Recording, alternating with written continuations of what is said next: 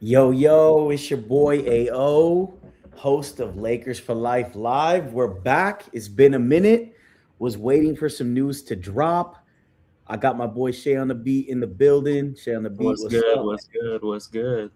Crazy day, crazy day. Big day, huge day. And we're going to break it all down. Lots to talk about for Lakers free agency.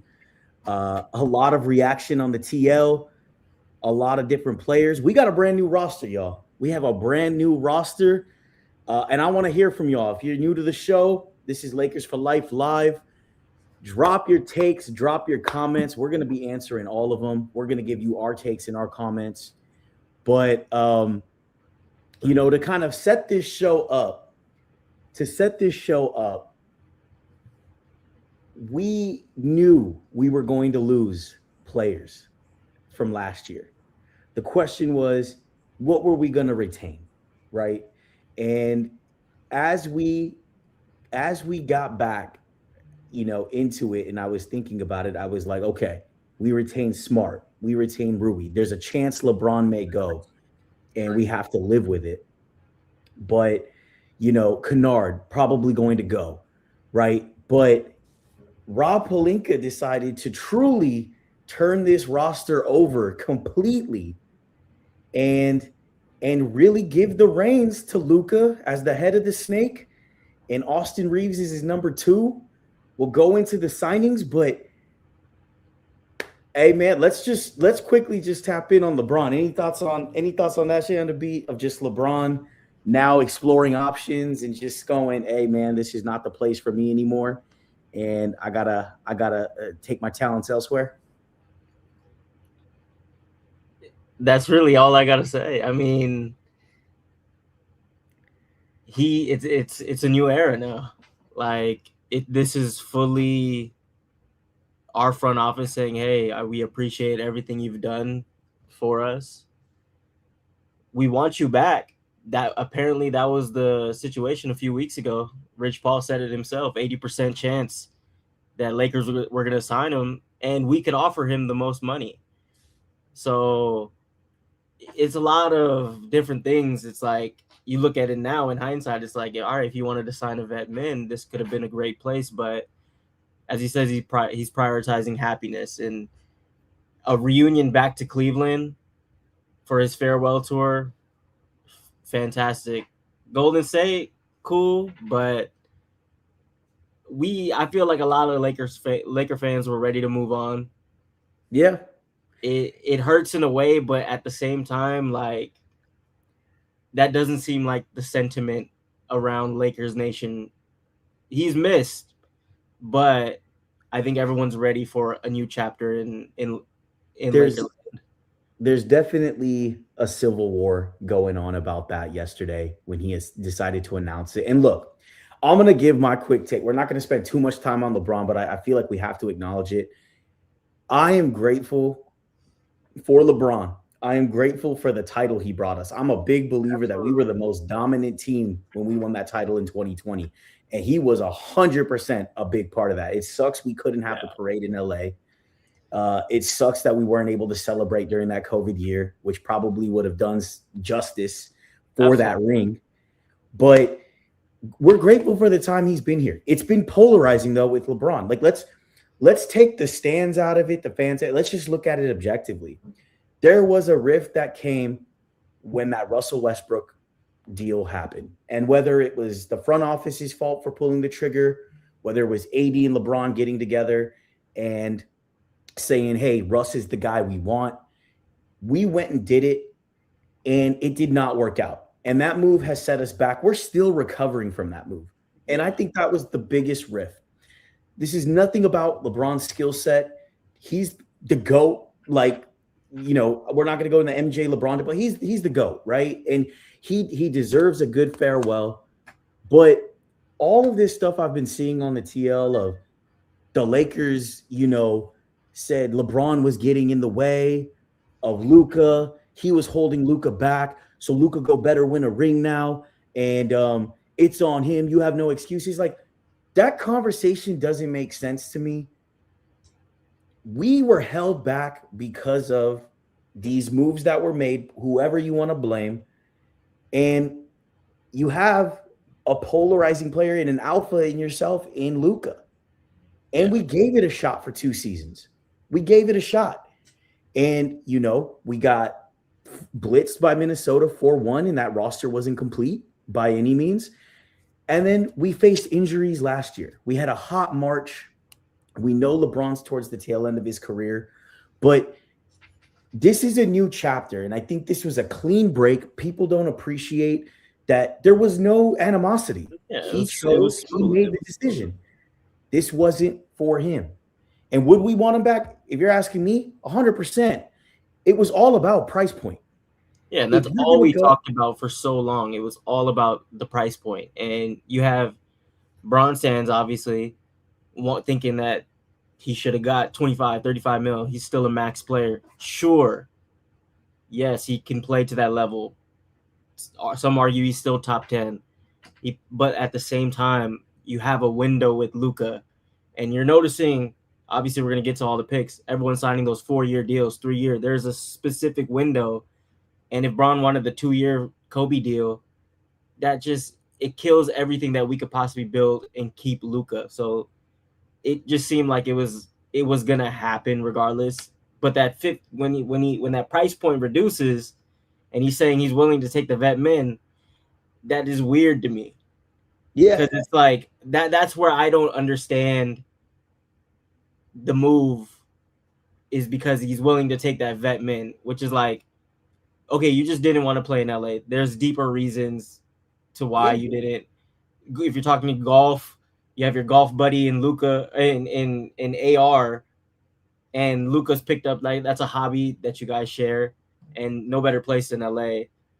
So then what's the true reasoning? And I feel like he got a taste of that playoff run and he let it, and you got everyone saying, oh, he got us that first round win. He still got it. He's still that guy. You know what I mean? And to be a third option to Luka and AR to end your career, I don't know. Maybe that's just something that I think there's something there with that. It's not as fun for him. Maybe he's not as happy. That's where it becomes very interesting. I think the oxygen really left the room when Luka arrived. This is Luka's squad. And, he owns LA right now. Like, Luka is, whether you like him, hate him, respect him, Luka is the guy in LA. And LeBron had to play a different role, 100% different from his normal game. And maybe that wasn't, him. And I think in this roster now, I still think if you're going for a vet min, why not come play in LA? Like, with these role players now, you appease that we can be a contender. But, if you're not happy or you want more oxygen in the room, it's not a slight. You're LeBron James. But I think what rubbed me wrong, and it was a direct shot, whatever, or maybe it wasn't, it's like, I want to play meaningful competitive basketball. And I think last year was meaningful competitive basketball. That March we were the hottest team in the league. Things were clicking. That trio was doing work. Marcus Smart came in and really kind of was the gel and the glue to that starting unit. And we were cooking, and it's unfortunate. Maybe if Luka played, it'd be different. But, I think I'm looking at that comment right here. Let's admit we suck. Hey, we're going to get into that. Adam early. Like, our floor is higher now. Like, yeah, we're going to get into our ceiling is not crazy, but, like, you can't act like Bron back on this team, we're not a better team. And even without him, we'll get into all that, but we're going to get into it. We don't was misreading, I think. The Warriors didn't even make the playoffs last year. They didn't. They were 11 seed, 10 seed, whatever it was. 11 seed, I think. 10th, I don't know what they were, but they were down in the standings.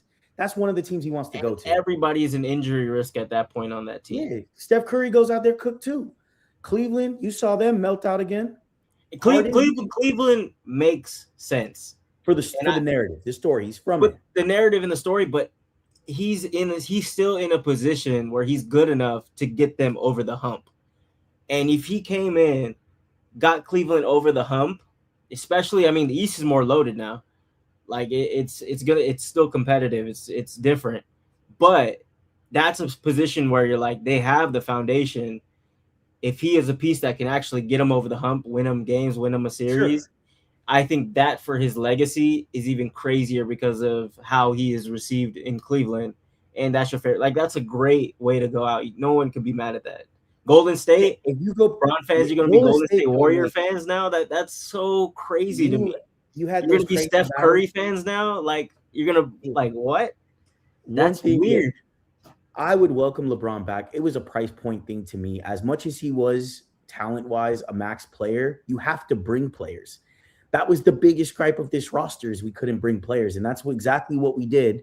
And we're about to get into it, but I don't think this should be this is a new chapter. My point to all this is it's a clean break. This is no, oh, Luca has the reins now. Now he's gonna prove if we needed Braun or not. We welcome Braun. I welcome Braun at least, and he decided he didn't want to play here.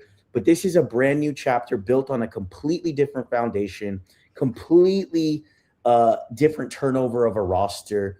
I just think to end it, like I'm glad the Braun stands are not. If you're not Laker fans no more, and you want to dip and you want to go to whatever new team. I don't like stan culture as it is. I think it's the weirdest fan phenomenon ever. But, if that's how you fan, you go fan. And if you are also the type, I have friends that are Kobe devout. Kobe's my goat. Kobe's your goat. And I still embrace LeBron for what it was. But it got weird. And it didn't work out the way we wanted it to go. But to those that hated the Lakers or didn't root for the Lakers while LeBron was here because you're a Kobe devout, I also think that's kind of weird too. And my boys are going to get mad at me for saying that, but you got to find the balance. If you're donning the Laker purple and gold, I rock with you. Let's go get it. And we couldn't get it. And we proved that, maybe we didn't have it last year. So we need to build, we need to rebuild. And I'm going to level set now that we're going to go in the free agents now is, there should be no expectation that we're going to be considered favorites or contenders in the first year of this entire rebuild. It's not what's going to happen. It's crazy. And you need to set the expectation accordingly. So kind of preface the free agents.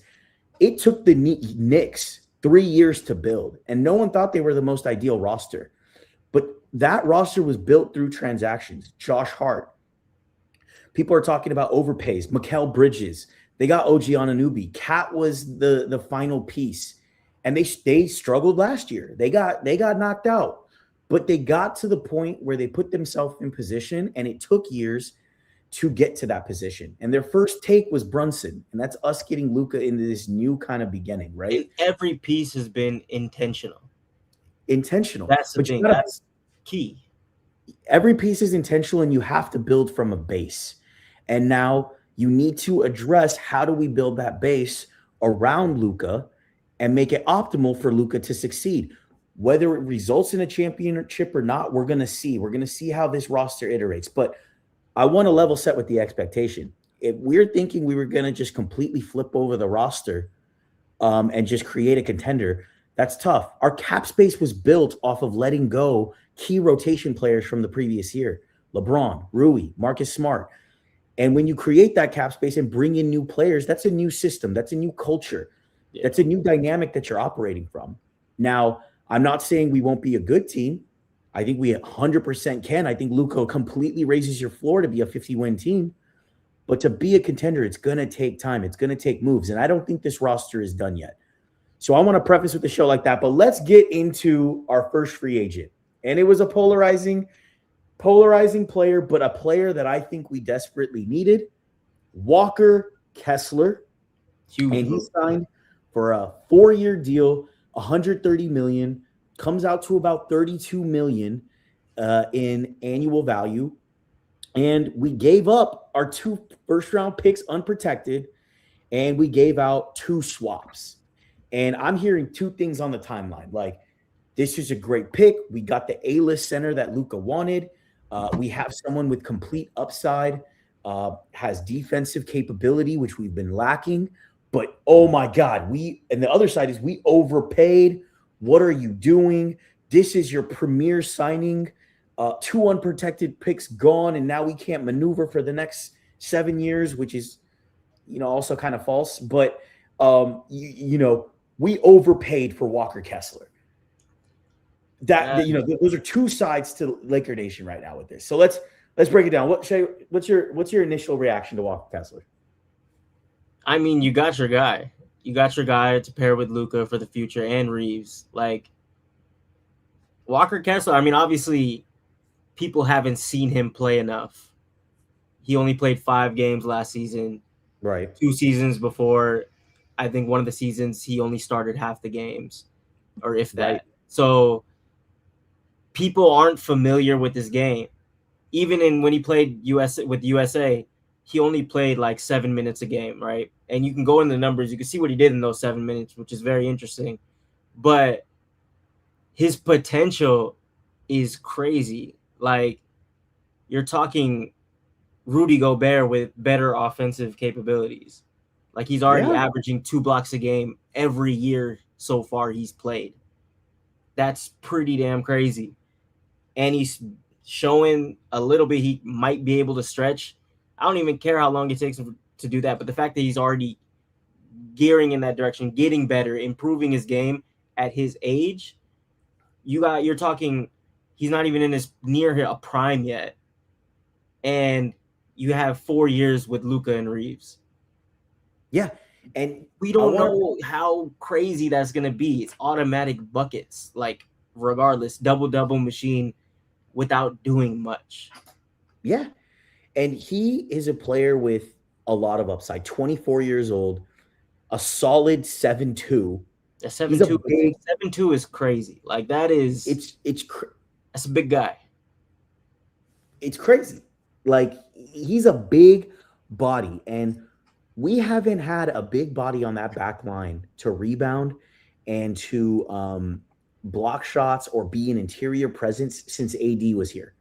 So getting that premier center, not only for the back line, because Ayton wasn't that guy, Jackson Hayes wasn't that guy, is going to be a game changer. And when we look at these players, you can't just compare them to the roster we had last year and the players that we lost out on. You have to look on how this is optimizing Luka in this new build. Absolutely. Which is really, really important because a lot of these players in a vacuum, you're going to be like, we just lost LeBron for Walker Kessler. It doesn't even equate.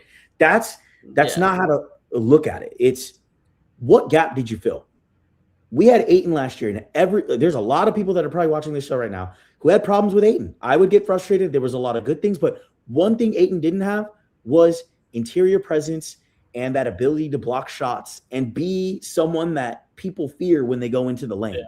He just had his slight moments where he would block some shots. I mean, he had some games where he had huge block shots. Like, so to his defense, he's not nearly that. He showed some flashes, but the difference is way crazier.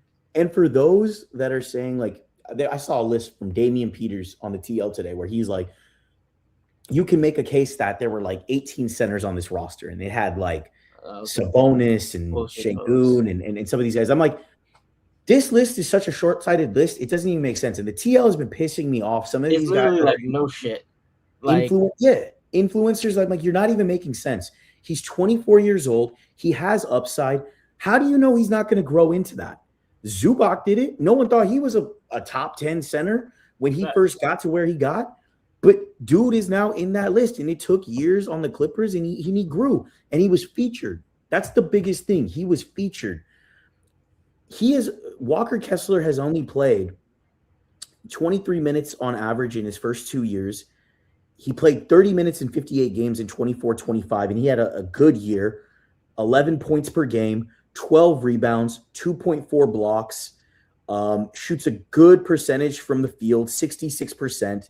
That 3-ball wasn't there yet. He only played 5 games last year, 30 minutes in those games. The 3-ball was flying. He was averaging 14 points. 75%. That's crazy. I don't think the injuries and everything people are saying, he's too young to say he's injury prone. And Utah was just a weird team in general. They were tanking. Yeah, they were trying to go get picks. How do you know they just didn't want to play him? They were benching JJJ and Lauri Markkanen for the good part of the season last year. Yeah. Like, you can't go off of that. And he played on Team USA for a reason. he played on Team USA and he was involved in that Gobert trade. He Like played with Reeves. He has some motion with Reeves. So it's like he made it on that team, and that's a team of how many players yeah, to represent the US? Like he's on that list, and the upside is there. I'd say for Laker Nation, yes, from an asset standpoint, he was an overpaid player. Perhaps it's not the deal you wish you had. It's not the ideal deal. You would want to have kept one pick. But Guru Lakers, big Twitter account, I follow, or X account, I follow him quite a bit. He gave a cool perspective on this. If you were to trade AD, Max Christie, and 3 first-round picks for Luka Doncic and Walker Kessler, would you do that deal? And it's like when you send that to people who are like not really messing with the trade, it's crickets. Because when you see that, you're like, look at that on paper. It was crazy. That is an absolute steal. So you can't look at trades in a vacuum. Like Mikal Bridges was 5 picks, but when you neutralize it across OG Anunoby, Cat, and you start to look at what's the impact that you're getting out of these trades collectively, you start to kind of see, okay, we may have overpaid here. We might have gotten a steal somewhere else. And we don't know what those subsequent deals are going to be over the next year, 2 years. But for right now, if you just look at that in a vacuum, AD, who hasn't played consistent seasons, you're talking about injury prone the last 2 seasons. He barely played for Dallas. We'll see if he even plays for the Wizards. Christie, who I liked, but 3 first-round picks for Luka Doncic, a generational player. And people were saying, I can't believe we didn't add another pick in that deal. And you get a young Walker Kessler. Like, to me, that's a no-brainer at that point. So if you look at it in that vacuum, I don't think we overpaid. And we overpaid because now he's a $32 million contract. It is a contract for a 24-year-old. And if he actually just stays steady state to his potential and plays full seasons, it's already worth the $32 million. Yeah. Now, if he can take his game to that A level that we want him and we're featuring him at, huge. My threshold for him is, can he get to that 12 rebounds per game in a featured role, 30 minutes a game? Can he get to that 3 blocks, a career high? You do that, he's a starter that's not a superstar. He may not even be a star, but he's a role rotation player in a starting lineup that's premier. Think of the Aaron Gordons. Think of those types of players. That's all we need him to rise into. And it's going to take a year or two. It's his first year being featured, but Luka Doncic optimizes centers. Look what he's done with Jackson Hayes. Look what he did with DA. Like, if DA could catch the ball, think about what he would do. And like it's crazy. Kessler got hands. Kessler's catching the ball. He is going up for the lob. He is getting those feeds, and he's taking advantage of them. Does he have the offensive prowess as DA? No. Can he stretch? It's developing. And we still got DA, by the way. But Kessler, I think Laker Nation is underrating not having that interior presence that we have not had. Is absolutely great. And that's the thing, that having that level of rim protection changes everything, especially in a system with JJ Redick, which is all about team defense. Like, that's where Luka can be not as aggressive to try to start. Like, he can lure guys into the paint to Kessler. Like, you have different options that you can do on defense. And that's a big change compared to DA, who was half the time lost in a lot of these scenarios too. Correct. Or just not as long and lengthy to contest shots. You have a back line. It allows you to play a little bit more aggressively on the perimeter, or allow you to, hey, I'm gonna, like you said, lure him to the paint, let him go, and then, recover. And then I still have my backline guy there. And when we're talking about centers in the West, you got the Wembys, you got the Chets, you got the Jokic's. This dude is a solid 7'2", 250. Like, he is going to be able to battle. There's a 4-minute block clip right now on YouTube of just how he maneuvers. And that's what you're looking for. You're looking for that interior presence. And if he can accomplish that and deter shots, no one was scared of DA last year.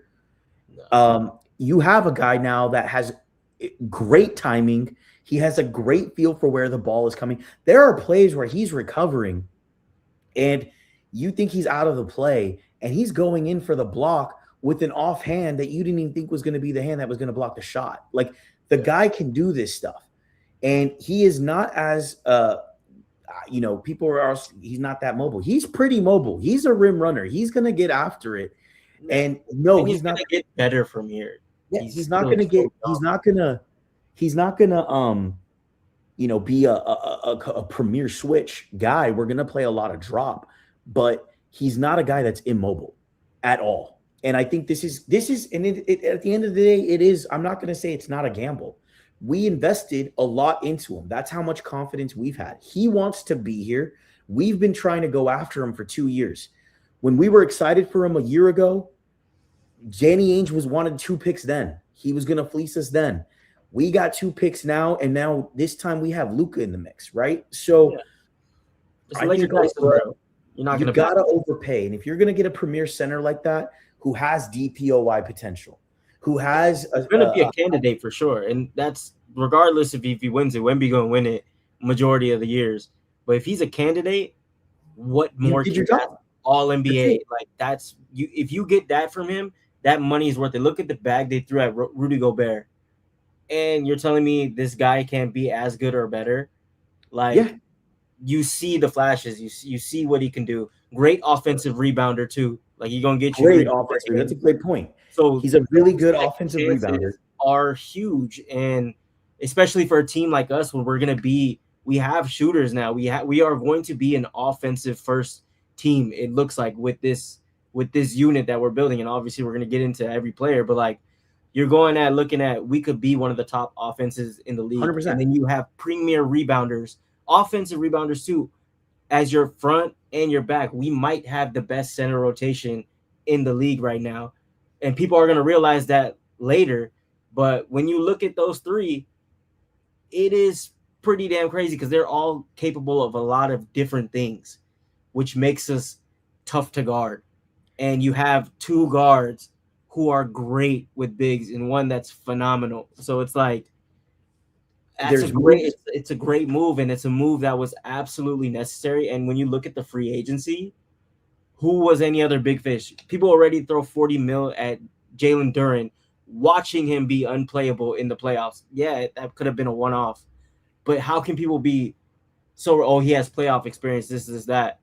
All right, cool. But like the bigs in the West are a little different. Jalen Duren is undersized, and you already throw 40 M's.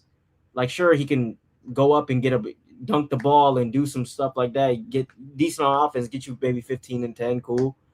But defensively, Walker Kessler, I think they're pretty far apart in their capabilities. It's a big difference. I mean, you see that in just the shot blocking metrics, and I do think he's intelligent, has the IQ to work in a defensive scheme.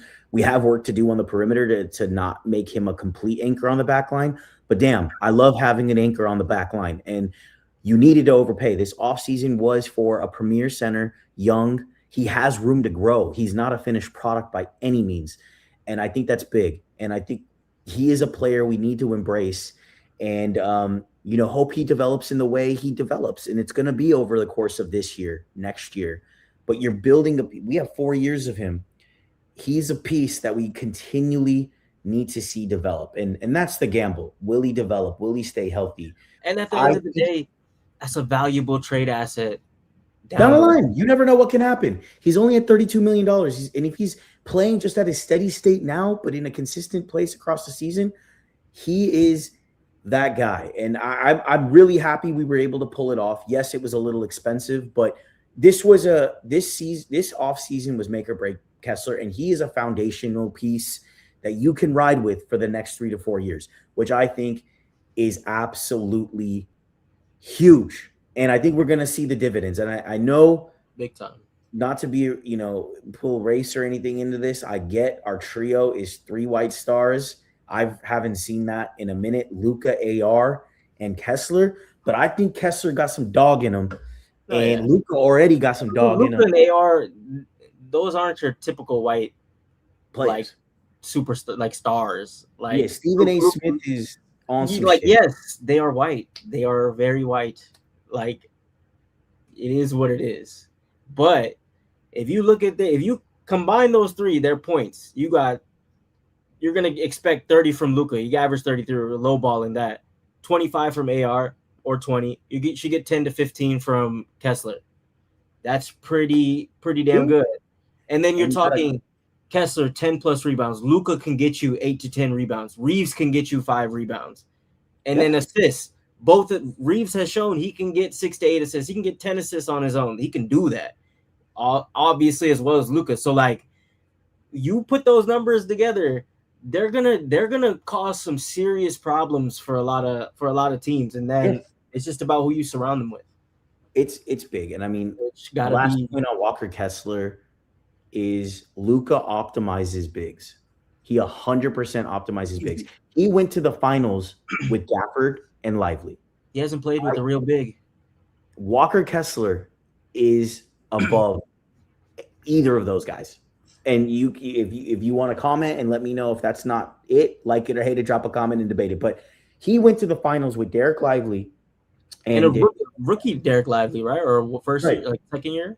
You have a guy that is 4 years in the league. Granted, he didn't have a full season, but what premier point guard has he played with at Luka's caliber in his career so far in Utah? Like Colin Sexton, I think. Like who has he played with? So you're telling me idea. A guy like Luka Doncic, who you saw what he's done with Hayes, you saw what he can do if you can catch the ball with Ayton, and now you got Walker Kessler. Like I think there's gonna be a force multiplier effect with Kessler in our system. That's why he wanted to come here, and you got to give that time for them to develop that chemistry because Luka is known to elevate bigs. And I think Kessler is going to have a field day with Luka as his point guard. And Reeves. Reeves is a playmaker too. So that was an important position to me. I'm glad.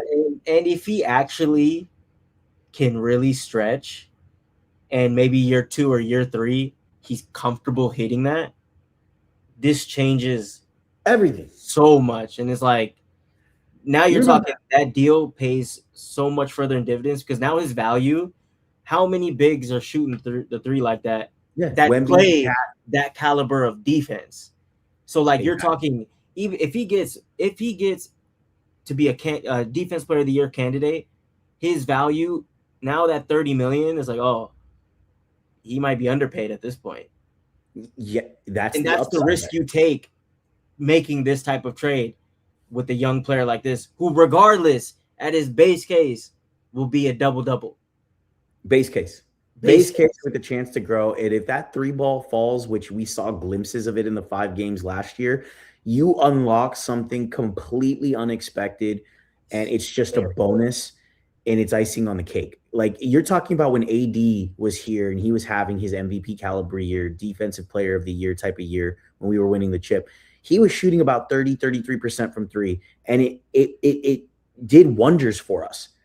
I think Walker Kessler can definitely get to that point in time in his development. And if he does that, now you got a stretch big that can pop a 3 from the corner, top of the key above the break. Like, okay, wait a minute. What do we do here? Because, we're not just going to leave him open from 3 on a pick and roll. He might pick and pop. He might pick and roll. That's a dangerous combination. And, we won't get too ahead of ourselves, but this is the potential you can tap. And this is the price we paid was to unlock that potential. Now it's on us to go unlock that potential. It's on JJ.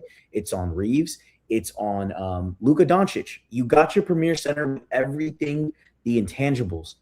Let's go make it work. So I am a fan of Walker Kessler. I know there's a lot of opinion about him. I don't really care. We needed him. And that's a player that I think we're going to like from the jump. The only wish I would say is if you could have thrown in like a DK or like that was the L. The picks are the picks. Obviously, you wish you could have kept a swap. I wanted to throw Vando into that, and save maybe 12 million in cap space. We could have gone even crazier in free agencies, but we could have gone crazy. So I think Rob said, "I am not missing out on this deal. I'm putting it all on the line. he picked the play. He got the player. And that was number one for me. I came into this offseason pretty much thinking we were going to lose Braun. So that was number one priority for me. If Rob didn't accomplish that, I would have said, fire him on the spot. This is cooked. But he got it done. And now we got to grow this player. So, and then what followed was crazy. Yes. Now we're going to get into the wild cards. We got Kessler. We've been talking about him for a minute. What followed? We were losing players, Kennard, etc. Who's coming in now? So the next player, also a big that I want to get into, which is an interesting one. I don't think a lot of people have seen him play. I myself haven't watched the film. Sandro, I'm going to try to pronounce his last name. Mamukelishvili. I call him Mamu. I've watched his game. He's come from the Spurs. He had a great year in Toronto. But he signed a 4-year, $52 million deal. And, of course, Rob gives him the player option on the last year. And, that's got to be some incentive. It was a beefy guaranteed deal that we gave to him. And it was a $13 million deal per year. And this is essentially our Rui replacement. Now, he can play center. He's more of going to be our backup 4 that can stretch, potentially maybe start some games. We'll see how the roster shapes out. But he's your third center and your second forward is where I'd ideally like to slot him. So he has some versatility. Good stretch. Not a bit, not like, yeah. He's a 40% three-point shooter. He's a 40%. The way he shoots it, you watch the tape. You watch the tape and see how he shoots it. You're gonna be like, oh shit. Is this guy for real? You're gonna question, and it's gonna look weird. But dude is a bucket. And so Luka was asking he wanted a premier center, and I need shooters all around me. And for his career, he shoots 37% from 3. But in the last 2 seasons, last year he was 39% from 3. So it wasn't Rui, but it's 39% is still great. So good. On some, it was on 4 attempts a game. He made about 1.5. The year before that, he shot 37%. So there is some consistencies to his shooting. From a field goal standpoint, he's right at 50%. He had a breakout year last year, 11 points, 5 rebounds. And when you look at it from a comparison of Rui and Mamu, I had a friend that sent me the comparison of their stats. It's nearly identical. It's nearly identical. And to be fair, Rui hasn't been signed yet. He hasn't been signed yet. We don't know what price point he's going to go for.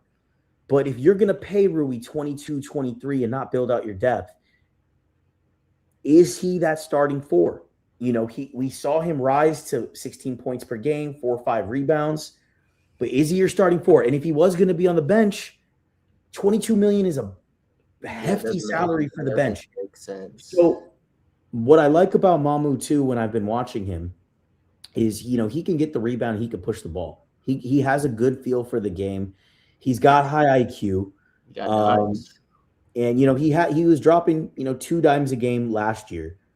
And I thought he did well for the Toronto Raptors. It's a really interesting pick. It's a Euro. Apparently he was 10th in 6 Man of the Year voting. Like he actually got some votes. I saw that. I was like, if that's true, which I'm pretty sure I checked and it was, that's kind of wild. No one's looking like that's pretty crazy. Second in power forwards behind Naz Reid. Like that's interesting. He's got to come. So to me, it's an interesting pick. I was kind of like, we were linked to him quite early in free agency. They pretty much said the league was operating like he was going to get signed by the Lakers. We worked him out in 21. Yeah, okay. Yeah, we worked him out in 21. And he comes from the Spurs system, which I like.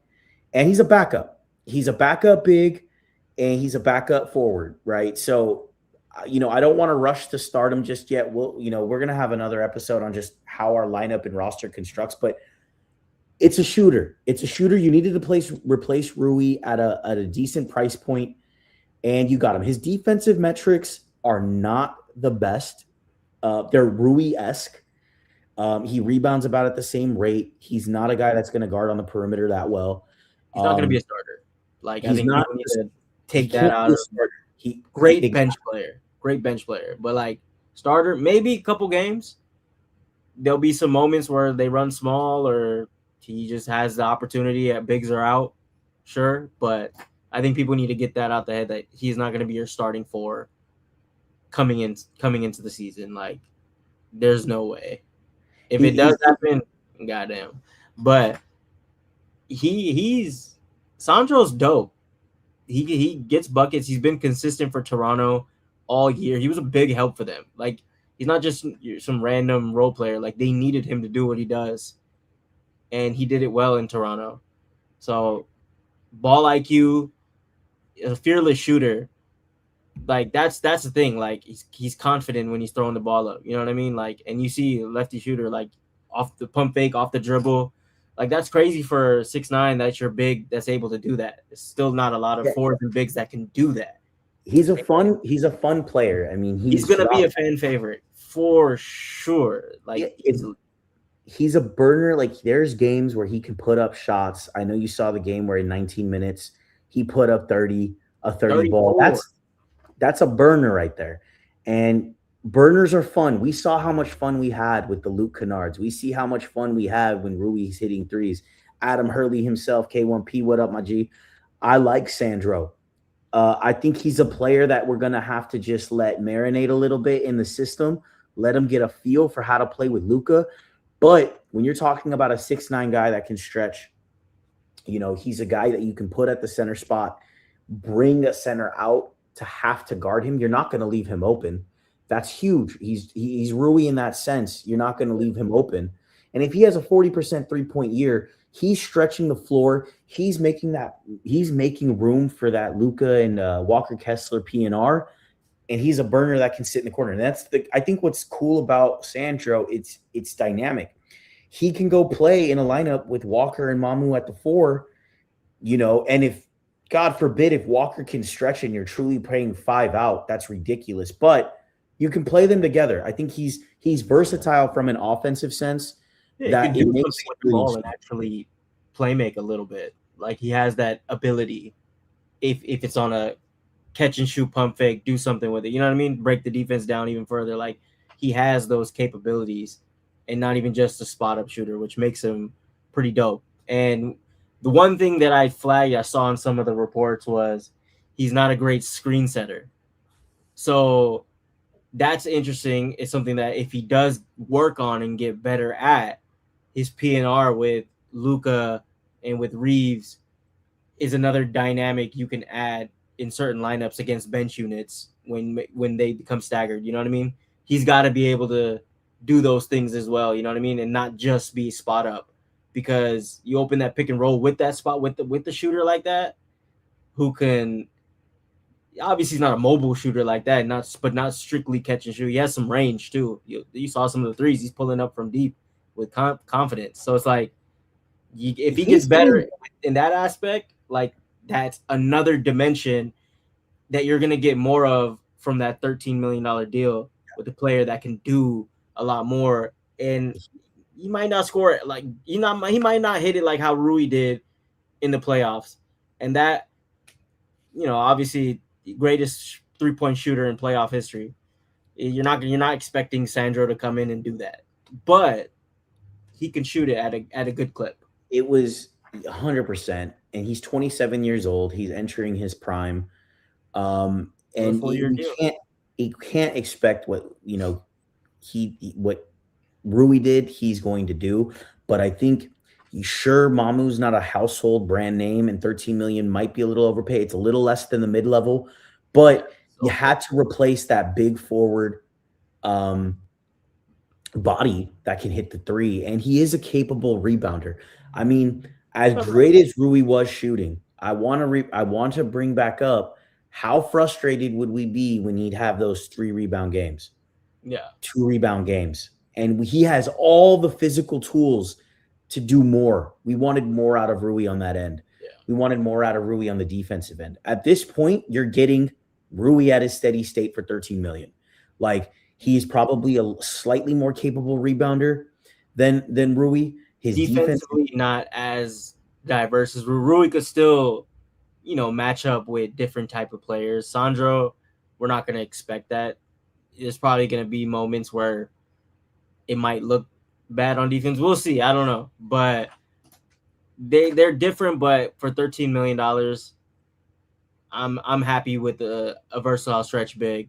Like Luka played with Maxi Kleber. They're relatively in that Same same kind of category. category of player, and I think Sandro is much better than Maxi when it comes to offense. Like Maxi's, I don't even know how different the physicality is because Sandro seems like he's a physical player, great on bigs, great in the post. Obviously not a rim protector like that, but he can bruise, like he can play physical. So That's that's an yeah. upgrade. That's an upgrade there still. That's going to be my biggest question for Mamu is one, the shooting has to continue. He has to shoot at a high clip. That's why we brought him in. But can he bring, is he willing to be physical? Is he willing to get dirty? Is he willing to, throw his body around, right? And if he can do that to the best of his capability, then, we have someone that can be versatile. Now, if he's, slacking on that end, we're getting the same level of inconsistent, physicality like we did kind of with Rui, then you question, was this the right contract? Was it not? So he's definitely a burner. He's proven that he had a great year in Toronto, and intentional move. He's a versatile big. He comes from a Spurs system, which I like. But the physicality is where I really need to see him step up. And that's got to be from day one. It's like, hey, you got to give us all you got on that end. And if you can, great. Good signing. And again, if we force him into the starting lineup, what I don't want is we force him into the starting lineup and make him a bigger role than what he is. And a lot of these players that we've signed are going to take bigger roles. Like I think Walker Kessler is poised to take that bigger role. He needs to be featured. Sandro is not that type of guy where you're going to go, hey man, here's a bigger role. We need you to do more than what you did. I don't think you're going to get that out of Sandro. We need to just get the best version of Sandro possible. Yeah. And this is a great comment. Dexter Cumberbatch 4334. They're trying to model this team up to the Dallas team that Luka took to the finals. How far away are they from doing that? I mean, you're missing we're missing the biggest pieces of that team right now. So we're missing that wing. So it's mainly just the wings. Like we don't have a DJJ on this team, and that was a big part of the Mavericks run. Now, when you look at Luka is Luka, I think Luka's going to be even better. Can he take that step as a leader? And really bring this team together and be that head of the snake. He had a monster year last year. He just couldn't finish it out. So I think we're getting a better version of Luka. Austin Reeves is your Kyrie Irving. And we've seen Austin Reeves can rebound. He can be a secondary playmaker, an elite secondary playmaker. And he could put the ball all three levels. He could get to the rim. He could hit the floater. He could hit the three. His three ball wasn't as great as we wanted to be in the playoffs last year. Granted, he was coming back from injury and even over the season, but we saw him when he was in that premier role. He played great. So to your question, Reeves is now Kyrie. Now where you're kind of missing or you have some gaps is, well, before we go into the gaps, Walker Kessler, he fills in your center spot. Whether it was Lively or Gafford, Walker Kessler is better than both of those. So when you look at it right now, you're getting a better version of Luka. You're getting a comparable player to that version of Kyrie, and you're getting a better center than Gafford and Lively. So we're already, I'd say, net positive there, right? Now you get into where I don't think the roster's done yet, but you need the DJJ. Who is that going to be? We don't have that on the roster just yet. We don't have a wing. It's not going to be Jake LaRavia. It's not going to be Vando.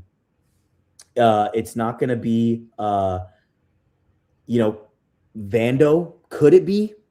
Could it be Vando? But DJJ had a 3-point shot. He could stretch the floor. He could hit that occasional three, and his defense was elite. So Vando's not really that guy. So that's a little tough. But when you look at guys like, and we'll get into Grimes and Carr, still young, but Grimes, he might be your third starter right now. We'll get into him shortly. That's where I think we're kind of at a loss. And then they had PJ Washington, right? So depending on how you get to Grimes and maybe is it Vando in the starting lineup? Is it Jake LaRavia? You got to now start taking leaps. I think but when we're you a said wing away. like how far away, like you were about, like it's really almost damn near. It could be one player away. It could be one player. It could be one player. Instead of two lower tiered contracts that can take us up a level. Like it's we're not far away, but like the key piece is like you said, you get that. This team looks very different. You need a DJJ or a PJ Washington, and that could come from, do we go trade for a PJ Washington eventually? Maybe if it's not this year or next year, that type of player. Do we add a forward like that on our mid-level next year? Do we have players on the roster? We might not be done this year. There's rumors of Kuminga. Day 1.5. So that could be a trade, So I'd say until we have the full roster, those are my two areas of concern right now, is that wing and then the 4 spot, because I don't want to start Sandro. And if Vando is in that 4 spot, I think it's his more natural position. Now that Rui's not here, LeBron's not here, he could be that roaming 4. I'm not like everyone hates Vando. Everyone hates Jake. Rightfully so, I guess. Weren't those playoff performers, whatever. What you need in that spot right now, if this is the team we're rocking with before we make any other moves for that wing, right? You need defenders. Those guys defend. Both of them. Jake too. I don't care what Jake's offense was. He was a defensive menace. He played his ass off. He played hard every day. Hustle plays. The guy was a rebounder too. Offensive rebounds. Both of them get you second chance buckets. Sure. If they hit threes, even more amazing. I don't care if they're hitting threes.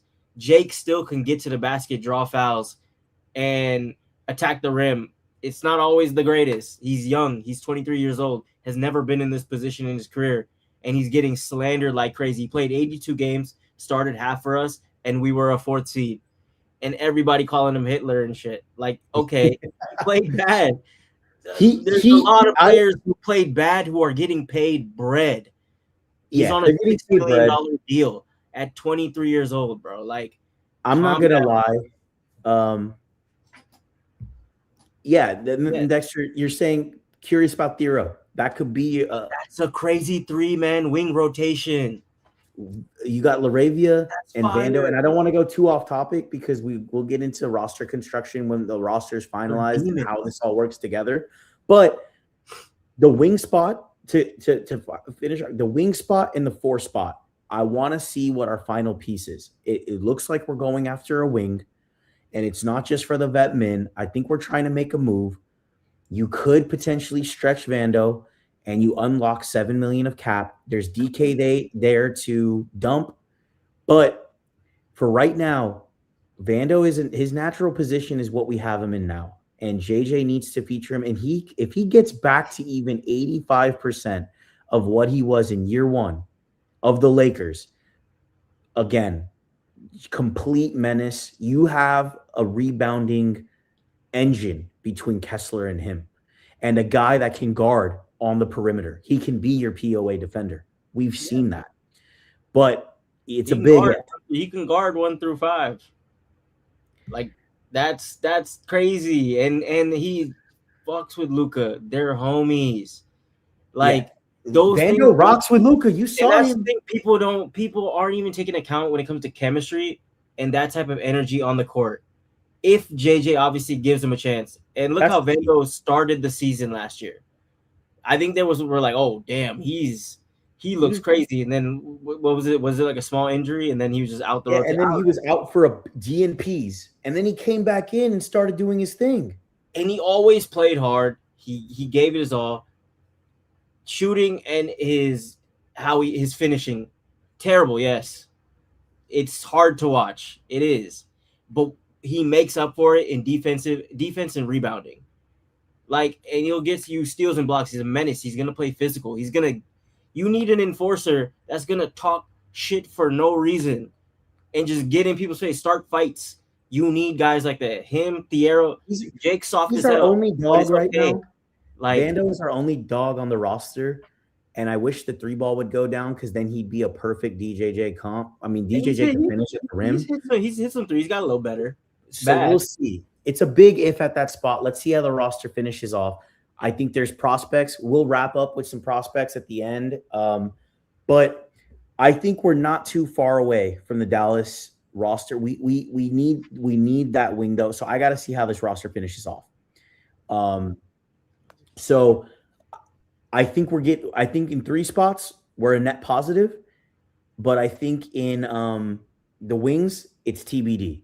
And Thiero, Vando, Laravia, we need to see leaps from them for us to get to that build. But that'll be another show.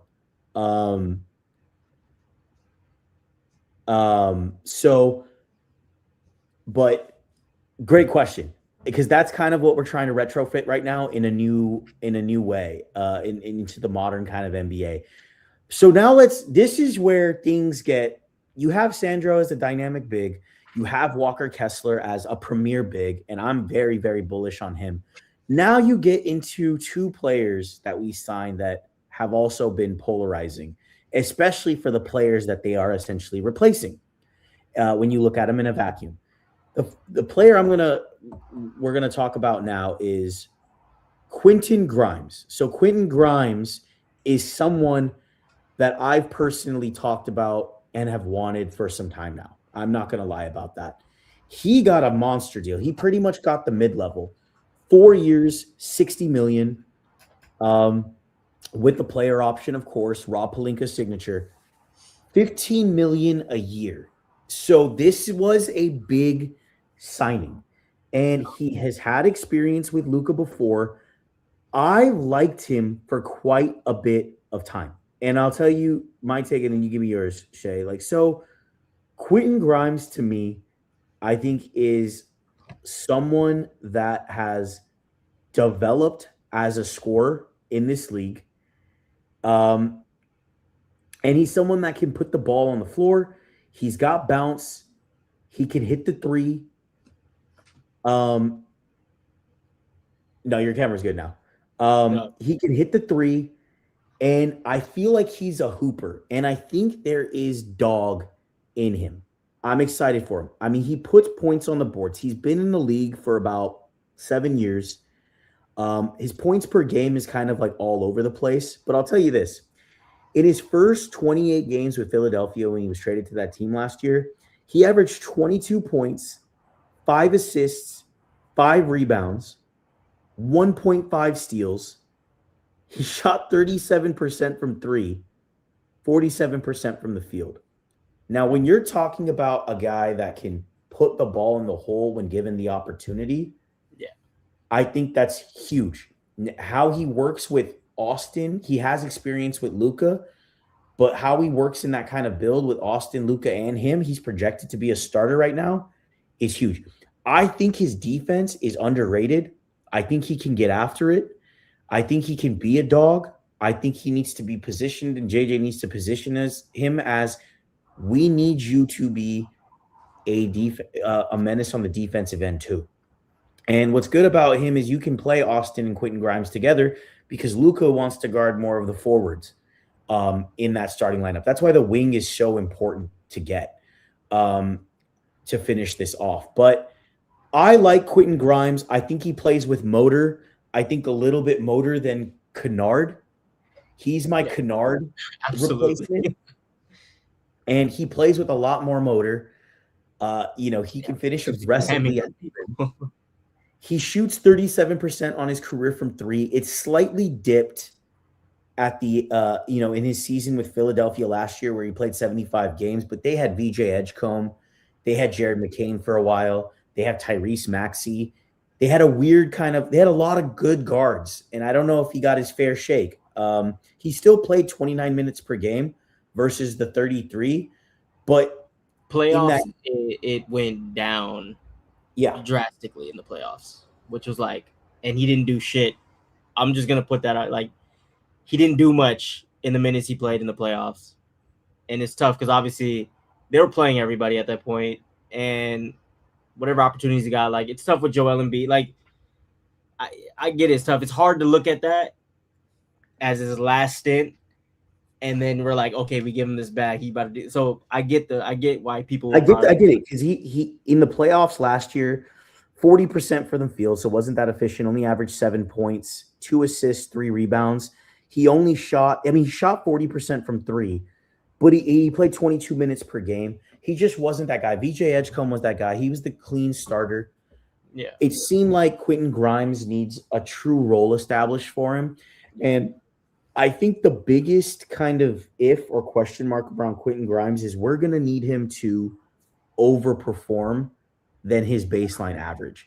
What we're expecting, maybe not the Philadelphia 76er when he was first there for his first 28 games and averaged 22, 5 and 5 on 37% from three. We don't necessarily need that. We need a balance of what he did in his last year with Philly and what he did when he was featured. And if we can get that, and something consistent and he can gel with Austin and Luka, I think there's a lot to be excited for with Quentin Grimes. I think when you're giving him the opportunity to fully unleash himself, unlock his capability, utilize his motor, he can put the ball on the floor. It's obviously a question mark, but I think there's upside. I think there's upside here, and he is a dog. When he's coming up from college, he was known to be a dog. He's got that defensive capability. It's not maybe Marcus Smart dog level, but I think he's more of a stable scorer than maybe Marcus Smart was. You know, Marcus Smart was streaky. He'll get you buckets in streaks, but I think Quentin Grimes could establish a higher floor from what we need in points. But it's $15 million, and he's gonna be expected to have a bigger role. Do you think he can kind of meet that upside? Yeah, I mean, I look at it this way: like just off the signing, young, athletic, can score, and you package all those things up, being athletic, being able to move like that. Defense, you can get noticeably better in that category compared to others. So that's a plus side for me. And probably the closest thing that we have to a movement shooter like Luke Kennard. He can shoot the ball off, tough places, and he can hit big shots contested. It's just more so, can he be consistent? I think that's going to be the thing where we won't know until we see it, but he's a player that can get buckets and has shown that in the league when, like you said, given that opportunity. So yeah, I like Quentin Grimes, and obviously we'll go into the other guard, but our guard rotation is kind of nasty, obviously, in terms of scoring. Like, you have a guy that's always going to give you a punch or can put the ball in the basket. And then you see how aggressive of a finisher he is. Marcus Smart wasn't doing that. Every now and then, maybe he'll have that moment where he does something like that, punches something, maybe once in a blue moon. But, like, the way he can get to the rack, how creative he is, like, it's a much more compelling offensive piece than Marcus Smart. Defense, it's hard to replace the culture and what Marcus Smart brought to the table. It's gonna be tough. I don't think you have to look at it in two different ways. Marcus Smart was a culture setter beyond just a defender, and he did make plays and can score. But it was streaky. But he was a culture setter, and I don't think you're going to replace Marcus Smart as a culture setter, tone setter for this team, and that stabilizer as just a veteran. I really miss Marcus Smart. We'll get into more with the last guard we're going to go over, but I think Quentin Grimes, he's definitely a higher floor in terms of scoring. There were games where we were frustrated where Marcus Smart couldn't put the ball in the rim. And I know Quentin Grimes had a down year last year, but I think in a more prominent role, something that's going to be stable throughout the season, we're going to see that consistent scoring again. And he has a higher motor than Luke Kennard. He can hit the three. He's done it for his career. I need to see the uptick. There's obviously that question mark, but I think from what we've seen historically with him, He's good. I mean, he was an untradeable player at one point for the New York Knicks. Like when he first came into the league, like this guy has pedigree. I think he was a direct player Luka wanted, and Luka got him. I think he, definitely had success with. He had success um, with Luka, and I think there's a lot to be desired. To be desired that he's going to be able to fulfill. I think he's a very capable perimeter defender. He might not be Marcus Smart level of disruption, but I think he's capable. He's got a 6'8" wingspan. The Yeah, dude can pressure, and that's all you need. You just need guys to play their role and do it consistently. And if he can do that, you have a player on the perimeter that can guard. But I'd say the biggest knock on Quentin for me is that he's just a bit undersized. He's a 6'5" combo guard. We know how much Rob Pelinka likes him, which makes the last signing we're going to talk about very questionable to me, and that one we're going to unpack. But Quentin Grimes to me is a bit undersized. He makes up with it slightly with the wingspan, but that's why you still need that wing to make Quentin Grimes really make sense, because then your roster becomes more dynamic. Quentin Grimes can play with Luka in the backcourt. He can play with Austin Reeves in the backcourt. You need a little bit more size with our wings. We have the Vandos, the Theros, the Laravias, but if we can add one more, it starts to balance this out and it makes this roster make sense. But that's the question now, though. Starter or bench player? I think in an ideal world, he's a reserve on a championship team. But we are going to be showcasing him right now, I think, as a starter. And it's a much, much bigger role. And there's going to be higher expectations. So the fact that he's undersized and he had a down year and needs to rise, that's asking for someone to not only get to their equilibrium, but now they need to outperform their role. Quentin Grimes is someone that needs to outperform his role for us to have deeper success. For us to have playoff success, he needs to be a differentiator. So if he's a capable defender, he's not going to be Marcus Smart level, but he needs to be a disruptor and get after it on a consistent basis. A lot of what we're going to be doing if we don't get a wing is a collective team defense. It's not individuals. It's people that need to play their role. Which JJ showed it couldn't work. And you saw what we did with OKC. Like, team defense, that was not a good defensive roster we had in that series. But the defense we played, we just couldn't score. But the defense we played, because of schemes and how we did some work. We did some damage. And we made up for a lot of weaknesses because of team defense. And that's why going back to Walker Kessler is a humongous piece with how these young defenders need to defend and what they are going to be able to get away with that we saw was flawed last season. With Aiden had a terrible season or terrible series against OKC. Every guard getting to the rack was having their way because it was no protection. If you're pressuring the ball on the perimeter, you're liable for, those back cuts. You're liable for someone to take the ball to the rack, right? When you're closing out that strong. And you don't have that backline defense. So if you have that backline defense, it allows these players to play more comfortably if they are capable on the perimeter to play defense. So if there's any type of potential that Grimes has on the defensive end, he needs to turn into a dog. He needs to, that's going to be, I think, his more calling card to me. The scoring is great. I like the versatility. I think he'll be able to replace Luke Kennard, not necessarily from a knockdown three-point shooter standpoint, but just more versatility overall. JJ Redick wants players that can pass, dribble, and shoot.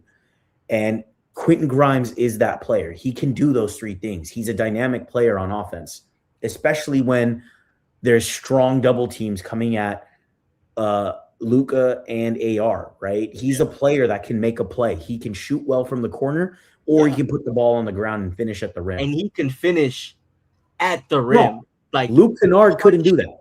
So that's a big, when you have two players that broke the defense and you're that third guy who got the lane got an easy open lane, and you can punch it like that, or you can shoot, you can make a play, that just makes our offense that much more lethal.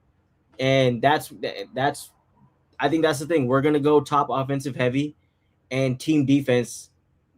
That's what it's gonna be. Single defenders.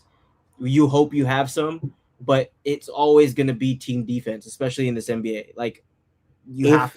No one's stopping. Like stars are averaging what they're averaging. Who's really stopping who at this point? You know what I mean? Like you're not going to ever stop a player, but can you collectively give stops at the right time in crunch time? Yeah. I think Walker Kessler is the biggest like anchor to the defense in the sense of if his interior presence can make us a 15 to 20 this year, but the Grimes, the Lucas, the ARs, the Sandros can get us to be a true top 5 offense. Maybe Jake LaRavia gets back to his shooting that he was at when he was with the Memphis Grizzlies or Sacramento. You have a capability to be a top 5 offense. That defense has to get to as close to league average as possible to really make noise. But Grimes, I think, is a guy that I'm going to be looking for to outperform his role. We are going to need a balance between maybe not all the way again, the first 28 games in Philly Grimes versus what we saw last year. But he needs to get past his down year, get to a steady state, and the defense is going to be showcased even more. We're going to need that from him. But I think, as a Luke Kennard kind of replacement, great. He can do a lot of different things on the offensive side, can still hit the 3 ball. I hope we get a big year from 3 from him. And if we do, and that motor comes on the defensive end, I think great. And again, I'm a fan of Quentin Grimes. I've been wanting him. I think he's great in the guard rotation. Now, there's a comment here, and I think it's actually like no one where I've seen has mentioned this, or I haven't seen conversations about this, but who's going to be the vocal leader of this team? That's a great question, Dexter. Like, I really don't know. That is like Marcus was probably the closest to that outside of Braun, maybe, but I really don't even know. Like, it has to be Luka, but like Luka, if Luka's gonna be that, you have to mature up. All this complaining, all this BS, you need to cut that shit if you want to be that vocal leader. Otherwise, AR, I guess, but he does the same thing too. Yeah. Kessler, I feel like he don't really talk much. Like Kessler's not going to be your leader. So your big 3 is no vocal leader. So like, this is a good question. It's a great question because we are 27. Our oldest player is Austin Reeves, which is wild. He's the unk on this team, which is insane. Now, Marcus Smart's going to be a big piece of when we talk about this last player, but you need a stabilizer. You need a veteran. You need someone that's going to do this. And that was Marcus Smart.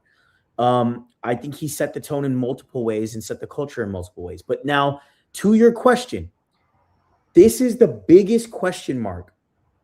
Everyone knows Luka is a top 5 player in this league. He is dominant on the offensive end, probably the best offensive player in this league. He can shred any defense. Like the guy can carry a team on his back on the offensive end.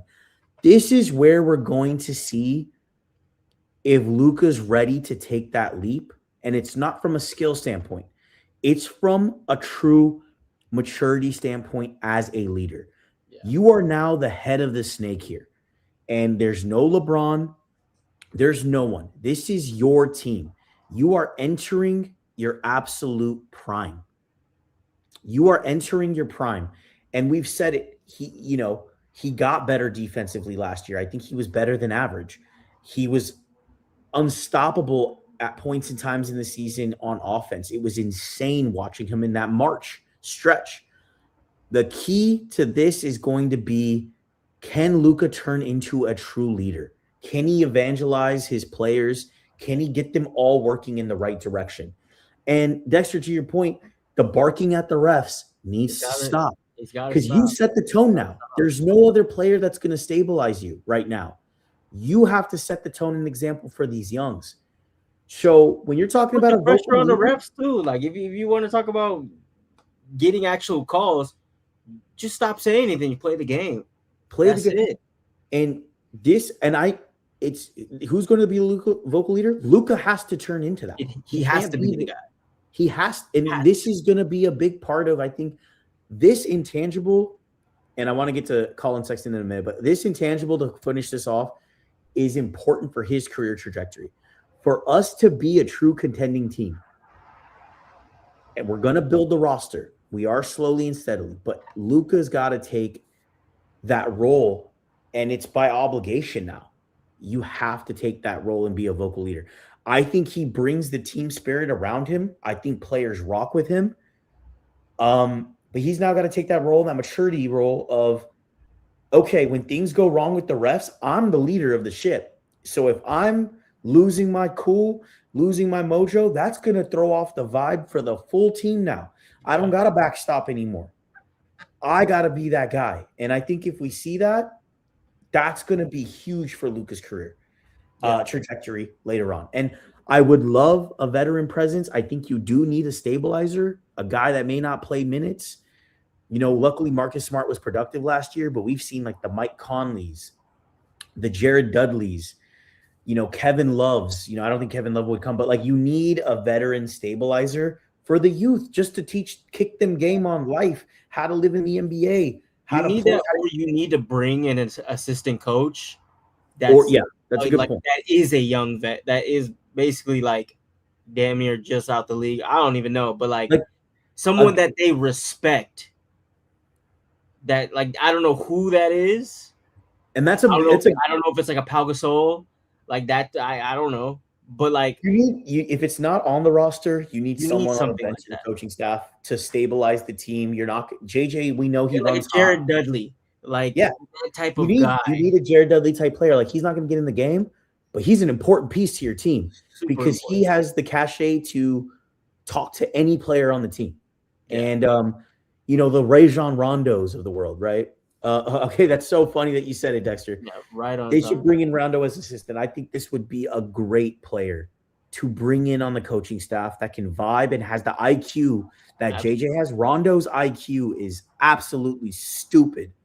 And if you can bring him in, he would be a great stabilizer for our guards, our young players, and just kick game. So, Dexter, you've been on fire, my G.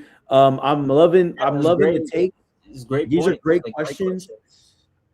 For all of you, the 48 people that are in here in the live, you know, I didn't say this at the top of the show, but hit the like, definitely subscribe to the channel. We're going to be doing a lot more over the course of the off season. I was kind of on a break, on a vacation, but we're back now. I really wanted to see how this offseason played out because I wasn't into the rumors and stuff. I just wanted to stay away from it, but we're back. So subscribe, hit the like.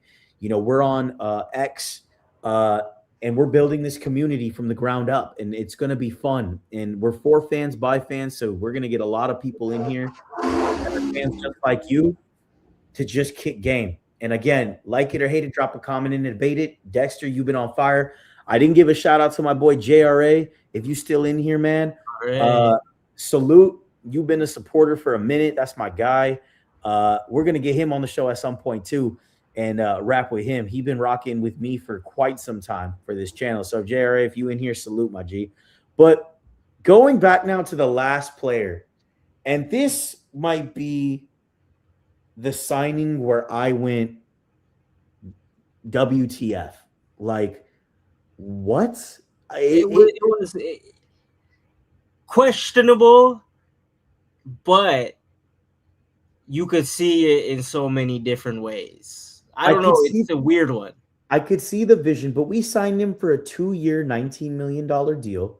He was our room exception. We saw Keon Ellis, I believe, go for the room exception, who I thought would have been a much better fit than Colin Sexton in terms of what we need from the defensive end. Definitely no. But we bring Colin Sexton to the Lakers. And when you're talking about combo guard that's undersized, it is this dude. He's 6'3". And quite frankly, I'm going to kick it before we get into the pros. I want to kick it off with I wanted Marcus Smart back, and we've kind of touched and sprinkled him throughout the show. Yeah, everybody wanted him back. We all wanted Marcus Smart back. And I think the Lakers wanted him back. And he went for a dollar amount that's less than Colin Sexton. I don't know if we offered him anything yet. I haven't seen any reports on that. Or if he's from Texas, he wanted to go play in Texas, and he has experience with Ime. And Houston, I'm sure he maybe saw them. He could fill a void for them. But I wanted Marcus Smart, and for me to see Marcus Smart, for me to see Marcus Smart go for something cheaper than Colin Sexton, I was a bit floored.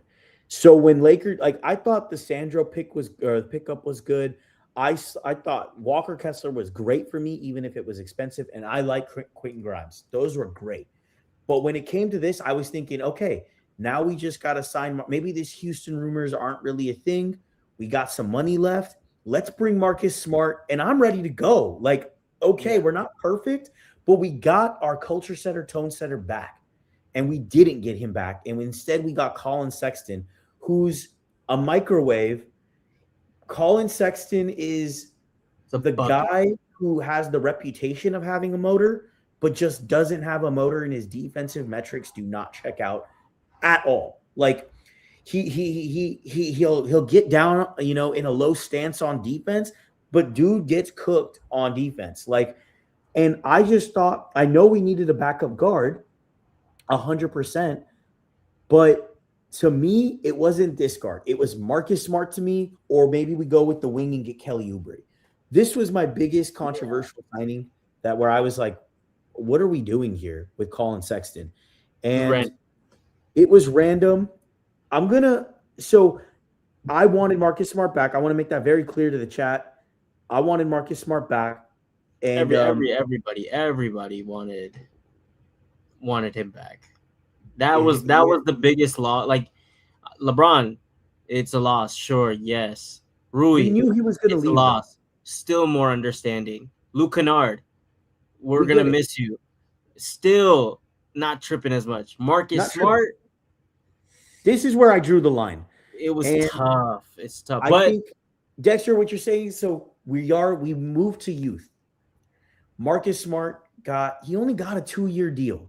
I get Marcus Smart is 33. He has an injury history, but you cannot replace the culture setting and the stabilizer. What up, JRA? You back, but man? I mean, with DFS, he completely fell off the face of the planet, and he wasn't even that great with us. It's different. It's different. Like DFS is like Marcus Smart is different. He just did different things. DFS had a mysterious surgery, and that he didn't recover from, and we got some intel on that probably, and we were like, nah, we good, even though we spent 3 second rounds. Marcus Smart was a productive player. Again, he made the starting lineup gel. This starting lineup wouldn't have been as effective as it was. Obviously, LeBron had to take a bow down and play a different role, but Marcus Smart made this work, and we were waiting for JJ to start him. And Marcus Smart was a big reason why we beat Houston. Like, you're talking about a guy that was able to run blitzes, take big wings. He was actually a guard size that could take big wings out of the game, right? Like, you need that defensive intensity. When he's diving on the floor, you get Jake LaRavia diving on the floor. You get players honing into that defense. He was getting, he was encouraging DeAndre Ayton when he was in his down times, right? Like, we need you, DA. Like, you can't put a price on that. And you can't just, I get he's not young, but it's a player that, JR, I said it, losing Smart is huge. If we were in win now mode, he has 35-40% of the reason we won the Houston series. Yeah, fair. But I think we're in a major transition. Age. How many years can he sustain this level of play? Yeah, with his injury, best out of him last year, and we're going to see in Houston. 33. You want him 4 years to 37 as a guard defender? Like, you can't be that elite for that long at that age. I wanted him more of, even if he was injured, we had him as a stabilizer. Again, going back to the vocal leader comment that Dexter put up, going back to just a guy that's going to pick up the rookies, going back to a guy that's going to be encouraging when some of these younger players, they're going to have down moments this year. The Cars, the Theros, hell, even Grimes, whatever it may be. Walker Kessler might need a push. You know what I mean? Because he's in a featured role and he had a couple bad games.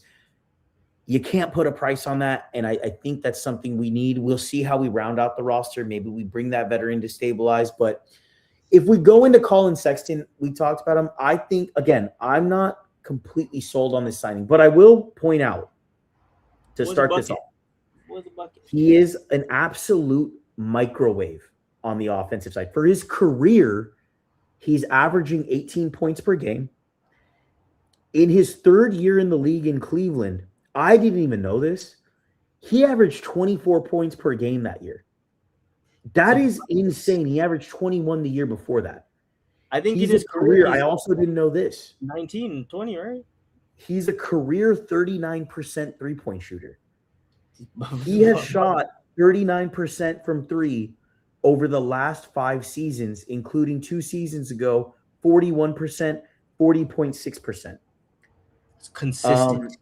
And he's a high efficiency scorer for a guard. For his career, he's at 47%.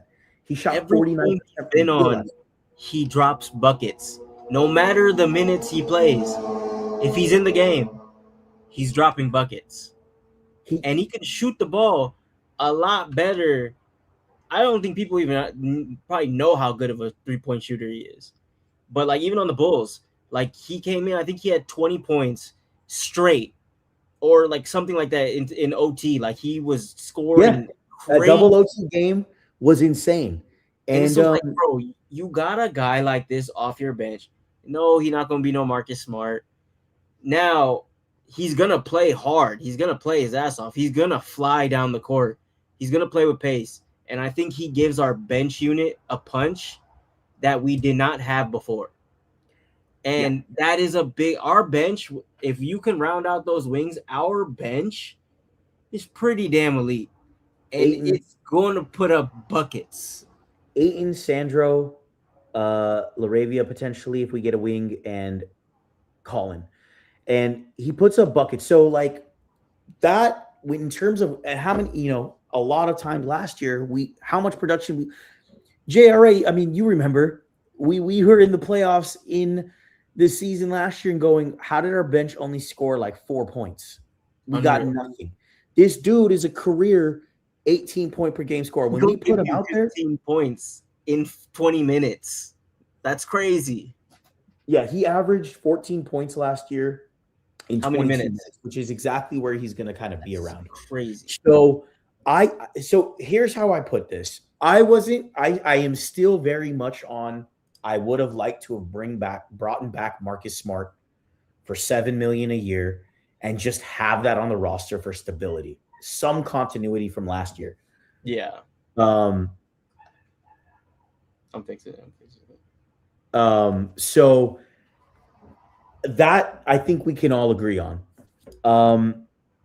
But Colin gives you a microwave scorer that we haven't had. Granted, he is undersized. He plays bigger on the offensive end. His defensive motor is what's going to kill me. Like, is he going to be a higher premier Jordan Clarkson? Or is he going to actually develop his motor and give somewhat resistance on the defensive end?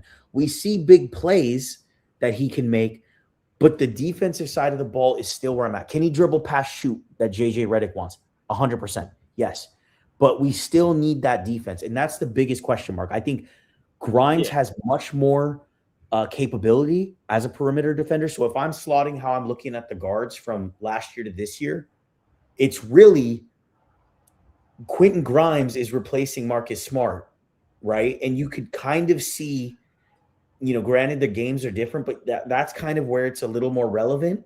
And then Colin Sexton is your Luke Kennard replacement. So Luke Kennard was our guy that was, he could put the ball on the floor, was a little timid at times, would shy away if a defender, a certain type of defender is on him, maybe doesn't take all the open shots that he should be taking. We were encouraging Luke to have more volume. Now you're getting a guy who might not be as lethal open from three as Luke was, but this dude is not afraid to make a play and score the ball. And he's going to relentlessly attack a team. So in that regard, if you look at the guards in that sense, you start to see, okay, did we lose what? Did we really lose? How much did we really lose if we look at it from that perspective, right? And then how do they fit around Luka? And I think there's still a fit. In our guard rotation, Luke Kennard saved the day last year when we traded him for Gabe Vincent. And And that's it not made his role, though. That's not right. his role. And so when you have recency bias like that, of course all these players are gonna look absolutely amazing in a real world healthy lineup. They are not playing those minutes. They're not playing those roles exactly. They're gonna play to that level, sure. But a Luke Kennard doing what he was doing, like you're not gonna get that off the bench from him. Like that can't be the expectation for him, and why you got to keep him because he can do that. He'll have a game where he doesn't score, but he'll get a Yeah. couple rebounds and assists. Like unless he's shooting like that, or unless he knows he needs he has to have the ball in his hands. If he's playing with Reeves and Luka, you're not gonna have the ball in your hands like that to be as free to play. This dude was literally in his bag doing whatever. Like you're not gonna you can't expect that's gonna be bringing my him back. biggest. That's not gonna happen. So Luke Kennard was trying to Great be player. an aggressor. He did what he had to do. Colin, to me, borders on, is he going to be able to work in a system where Luca and AR are the premier guards? And I think Quentin Grimes is more of a system player than Colin is a bit of a wild card to me because there could be a level of selfish play. He is headstrong. He is going to make a play. How is it going to synchronize with the team is my biggest question for Colin Sexton. But there are going to be minutes where Luka and Reeves are not on the court. Yeah. So that's when these players can be themselves. And you have a guy like Colin Sexton who has been himself everywhere he's gone and has done the same thing consistently. You can't like when you really look at his numbers, you would not think he was averaging 20 a game at a point in his career. I did not know that. Not per season, career. From 19 the jump for his career. Very efficient scorer. And he buckets. Hits the three ball. I did not know he was that good from three. And that shocked me. Sneaky pickup. Pickup. It's sneaky. I think in staggered lineups, they're going to be able to have a guard. He's very undersized. I need to see more motor from him. That's what we're going to miss tremendously. Like real motor, tangible, translatable motor, not just one play where you're squatting in a defensive stance and then the rest of the plays you're getting cooked. That's where I think the biggest question mark for me is with Colin. Again, I was confused about this pickup, but there's positives to it. Now, when you package all of this together, it's a team that's not complete. Like it's simply said, there's a lot of areas that we need to see. We're at a point with this team where we need a lot of overperformance in specific roles for these players. So fair. There's, Colin Sexton. How does he fit in a system with Luka AR, especially in those staggered lineups? Can he work with a Luka and an AR? Can he actually truly play off of them? And can he be an aggressor in a natural state in the offense? Like he has an alpha mentality, but you have alphas on the team. So that's the biggest wild card. And the fact that we signed combo guards, Quentin Grimes 6'5", Colin Sexton 6'3". I think we did great from a big standpoint. Big 7'2" Kessler. We got we'll get right into that, JRA. Give me one sec. But you have bigs now. You have DeAndre, and we'll get into how this all kind of pieces together in future shows. But you have Ayton, you have Kessler, you have Sandro, right? So you got your bigs covered and a backup four. You got flyer wings right now. It's Thero, it's Carr, it's which I think are okay, and Vando for the beginning. Okay. You're okay until you find. And this is the thing. I don't think the Lakers were confident in any of those wings when you're looking at a 3 to 4 year deal, right? All these guys besides Colin got the 2-year deal, but if they're looking for players that are going to come in and score, we're going that route. You have there's potential for defense, with them, whatever. But Kelly Oubre would have been a great pick. Is that the wing you want to rock with for 3 to 4 years? Yeah. So he got a 2-year deal in Indy. That's why I was like, I would rather have had Kelly Oubre because he's a wing that literally addresses a fit. like a need. He literally Yeah. adjusts a need as a fit. He's athletic. He can hit the three. He's lengthy, and And that's he what was played so big confusing. minutes in the playoffs for Philly. It was a crucial piece. And what I don't get And is he went to Indiana, and he they was already supposed to have meet with us. Easton. That's why I They don't have know. Like, Nembhard. He could have been a premier player here. So I'm very. That's where it was. we made these moves back to back to back to back. So it was like they were all ready. I think they all were told, chill. It's We'll give you. We're gonna give you an extra mil for waiting once we get our players. Don't sign with anybody. They got their commitments. That's why they're all overpaid. And I want to know, especially once Rob and all them speak, once all this, like, I really want to know what the intentionality was for all these players, because they all were scouted. They all were purposely chosen for this team with Luka.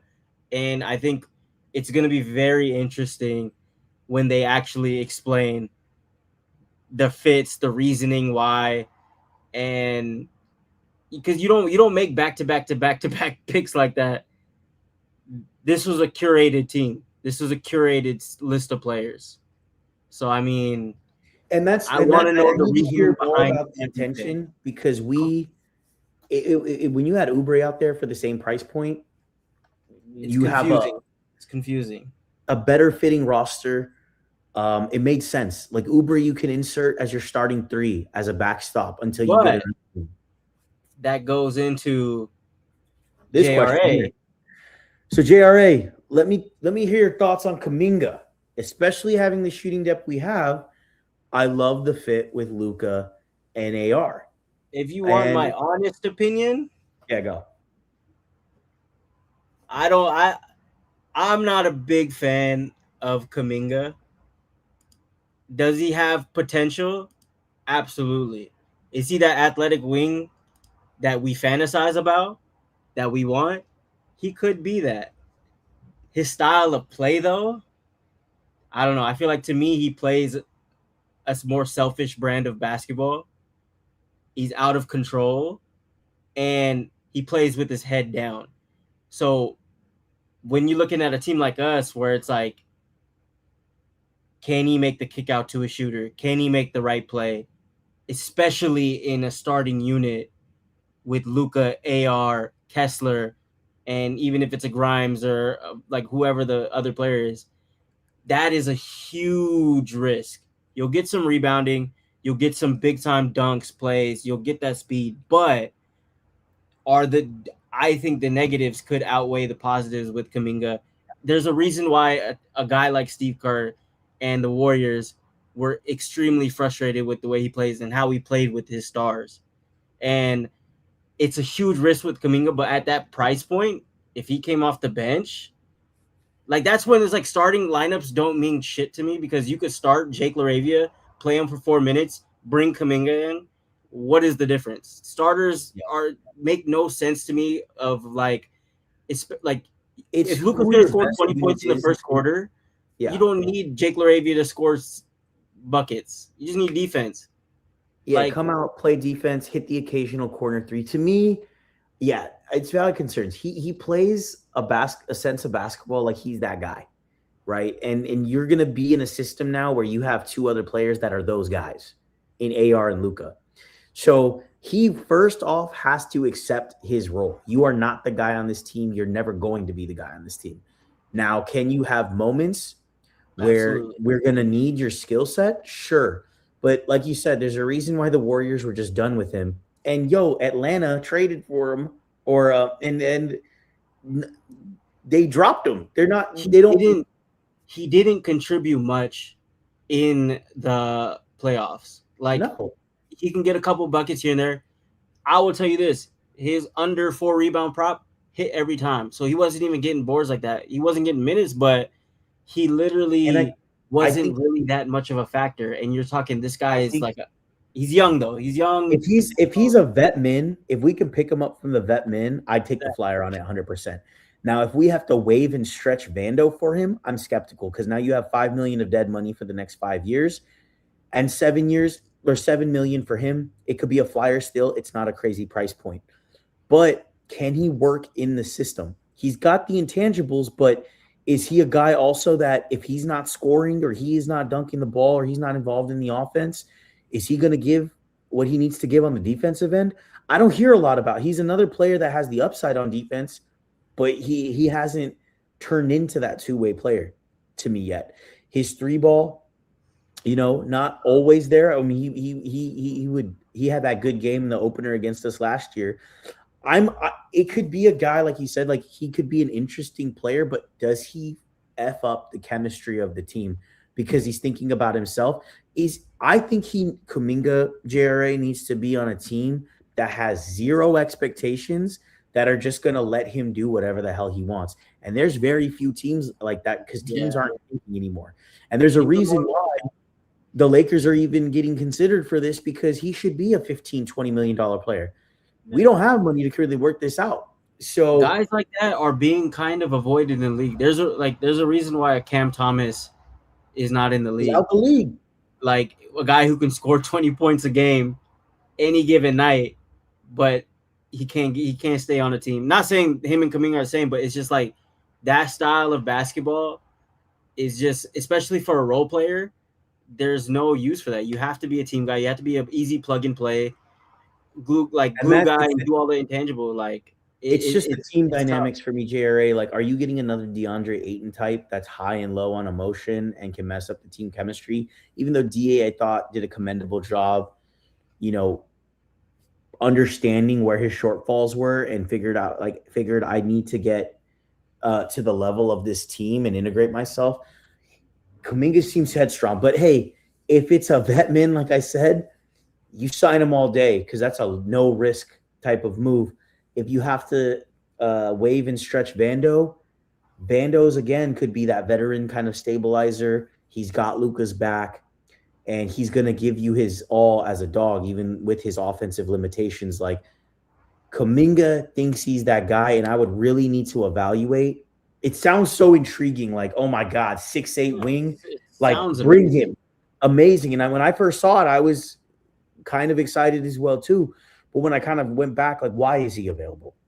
If he's that intriguing, why is he available right now? And my biggest question would be, if they were to sign him, do you understand the dynamic of this team, who the leader is? Do you understand how you're going to be playing off of him? It's going to be a lot of off ball. You're going to be shooting the three. You're going to need to get out in transition. You're going to need to slash when he's not in the PNR. Like, it's a truly off-ball role for a wing. Like, what we truly need is you want a player that can pass, dribble, shoot, but not have to want the ball on the offensive end. They can do all of these things, but that's my biggest kind of thing with Kuminga. So we'll see how that develops. Honestly, to round out the roster, if we got a Zaire Williams or if we got a Matisse Thybulle, I'd honestly feel good. Like, I know Matisse Thybulle's like 6'5", borderline 6'6". He's great. I would get him as a stabilizer. Zaire Williams is your young flyer. Maybe he's a burst of potential at the wing spot. I'd be more inclined with those guys if we can grab them to round out our roster. And then I'm like, okay, check ball, let's go. Kuminga's just polarizing, man. He needs to just understand what situation he's getting into. And he hasn't been able to establish that just yet. Because at the end of the day, we do have an alpha that's in our offense is heliocentric. It's Luka ball. And then it's AR ball after that is the secondary. So we'll see how that pans out. But that's my take on Kuminga. But like JRA said, high risk, high reward. High risk, high reward. And if it's a vet min, JRA, sign him up tomorrow. Like, you do what you got to do to dump, connect, get him, and then let's rock. Let's see what happens. So we'll finish it off with, how long will it take this team to gel? I think we have to prepare for this to be a project for a bit to start the season and for everyone to get acclimated to their new expanded roles. Walker Kessler being the first guy. Quentin Grimes, how he works off of Austin Reeves and Luka. And we'll go deeper into the next show, but all I'll say for how long it will take this team to gel, I'd say we have to give it some time.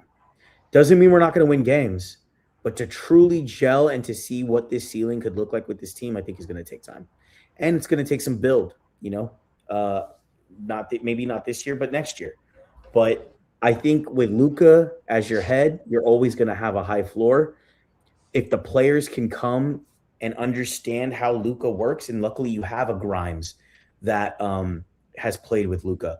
You have someone like Luka who optimizes bigs, so that takes care of two. If Sandro is hitting his three, you just go be a shooter. You're going to get the ball in the corners. And then, if Colin Sexton can understand his role too. But I think it's a turnover. It's like any team when you're flipping over all your players and you have a bunch of young players, it's going to take time. Yeah. So Wesley Green, let's go Lakers. W's in the chat.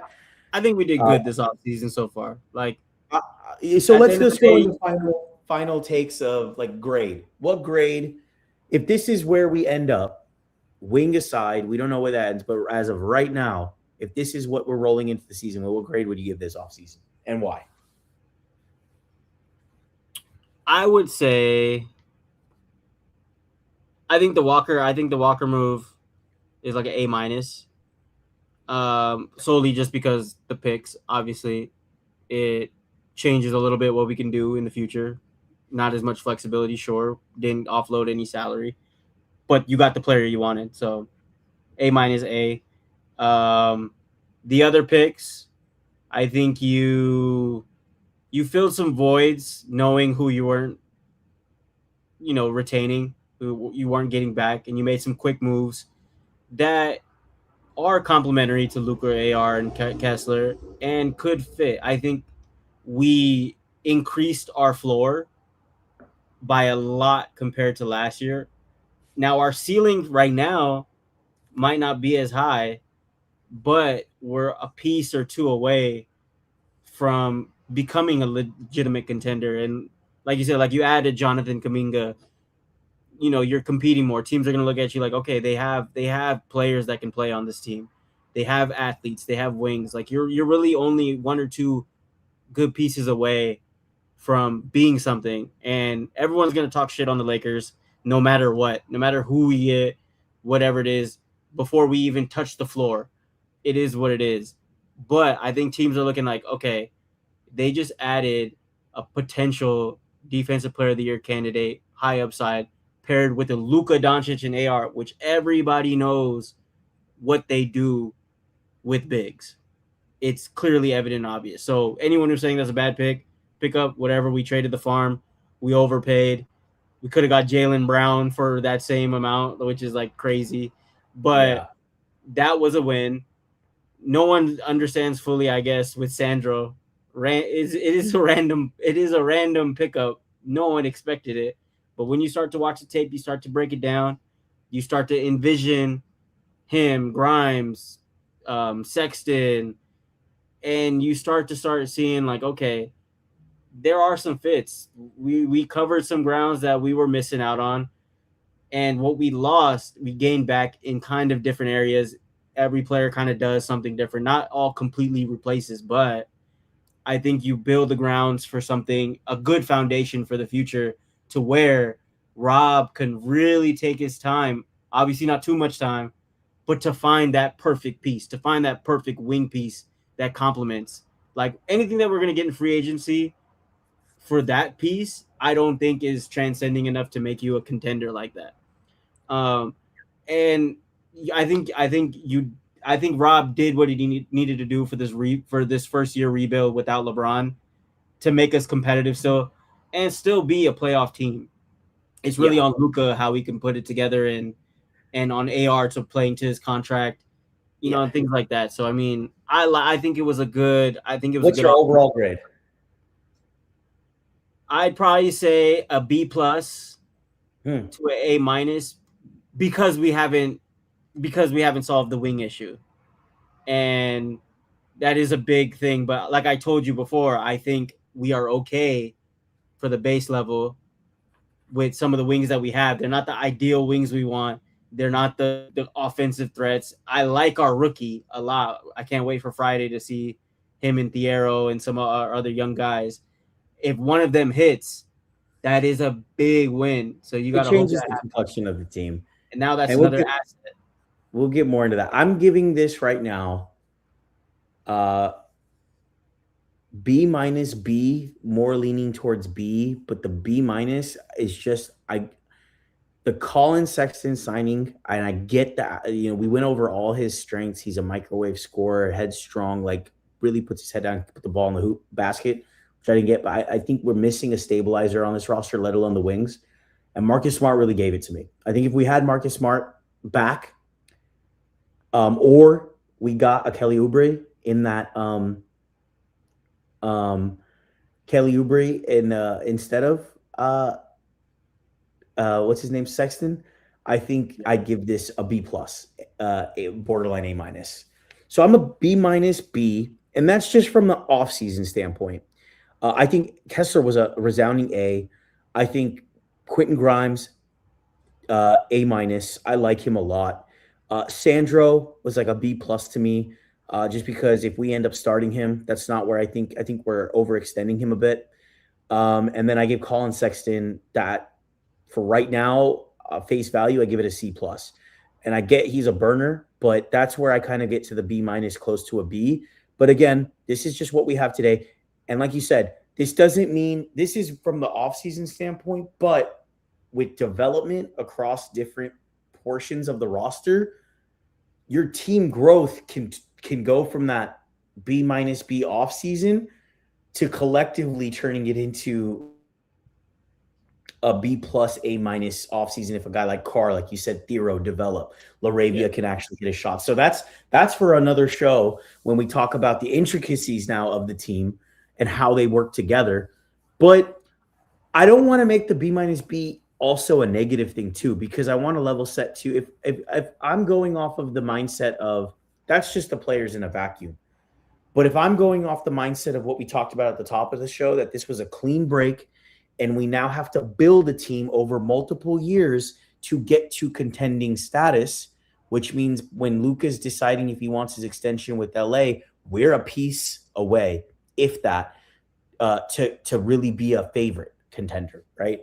I think we accomplished what we needed to. And Kessler was the number one thing. We needed a premier big for Luka. That's what he wanted. He got it. And we're going to optimize a player that has a lot of potential. And I think we accomplished that. Had we not gotten Kessler, this would have been an absolute disaster. But you accomplished that. You got your center. This is our best center we've had. And he got rid of his picks. That move alone, you're not holding on to the shit. That's what everyone complained about in the past. Oh, Rob always holding on to the picks. You don't want to make a big move. Well, he made the big move, and he locked it in for the future. Like, this is our foundation now. This is our trio. And the thing is, Reeves, it's not like Reeves can't get traded.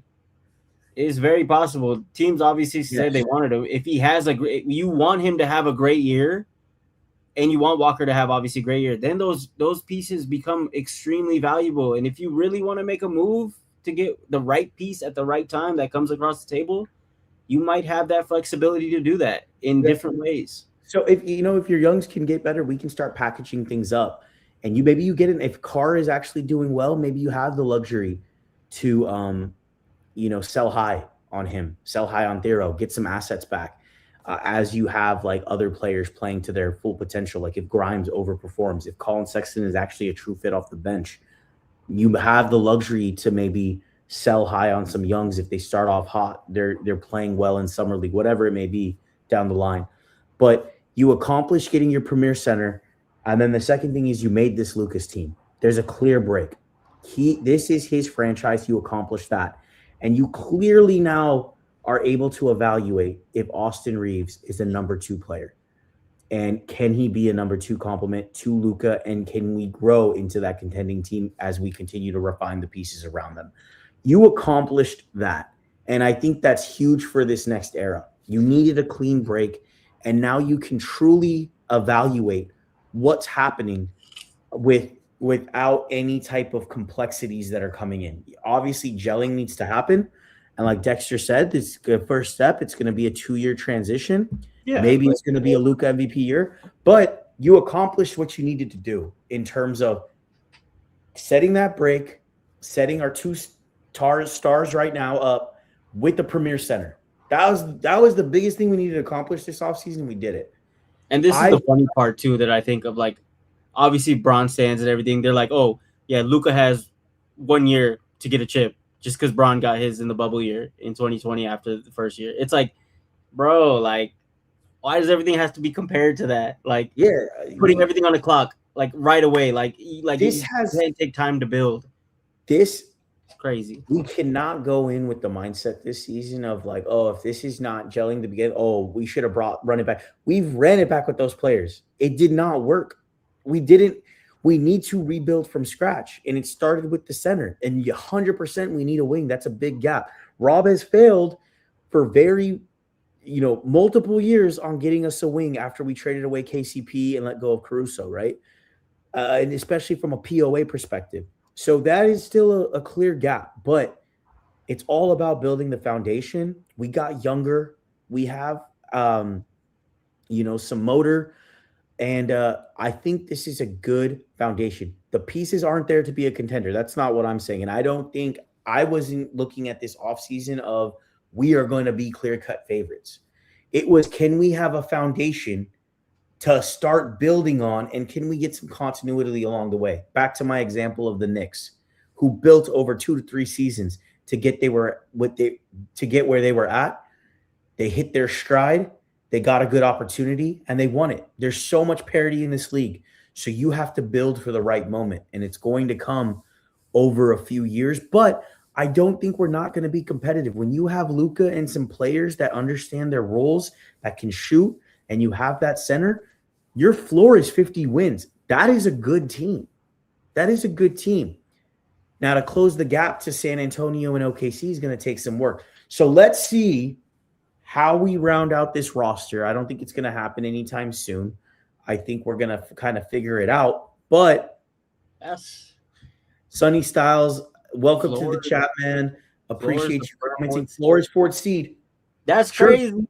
That's crazy. And I believe It's going to be a bloodbath of a West. You know what I mean? You're talking about, we have to really see what Denver does. yeah, Denver, Minnesota is going to be in the mix with LaMelo. Like, you're talking about seeds mean less to me because you're talking about the 3rd seed and the 6th seed could be within a game of each other, 2 games of each other. What does that really mean in terms of seeding? What you want to look at instead of seeding is, what does your net rating SRS look like? Is it better than 1 of last year?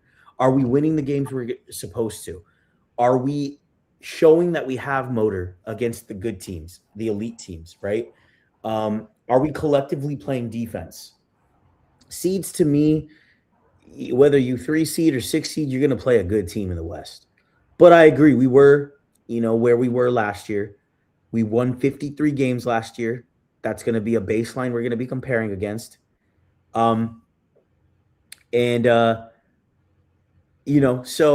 we're going to strive for the best. But I will tell you this, Sonny, like, when you have Luka, a healthy Luka for the year, and you have a healthy AR, we were on a 54-game winning pace with them. I don't see, I still see our floor as 50 wins if we're healthy. That's the biggest thing. And I know we had some questions about players. We're going to have another episode. We're going to start to deep dive into the roster. There's going to be a lot to talk about. There's always a lot to talk about in Lakerland. I'll leave it on this last comment. Braun, if you want to apologize and crawl back for a vet min, I think the ship is sailed, but I'll leave it at this. If Braun really went psych, I'm going to just come back to LA. We got Walker Kessler. We got Grimes. We got Sandro. I'm going to be the starting 4.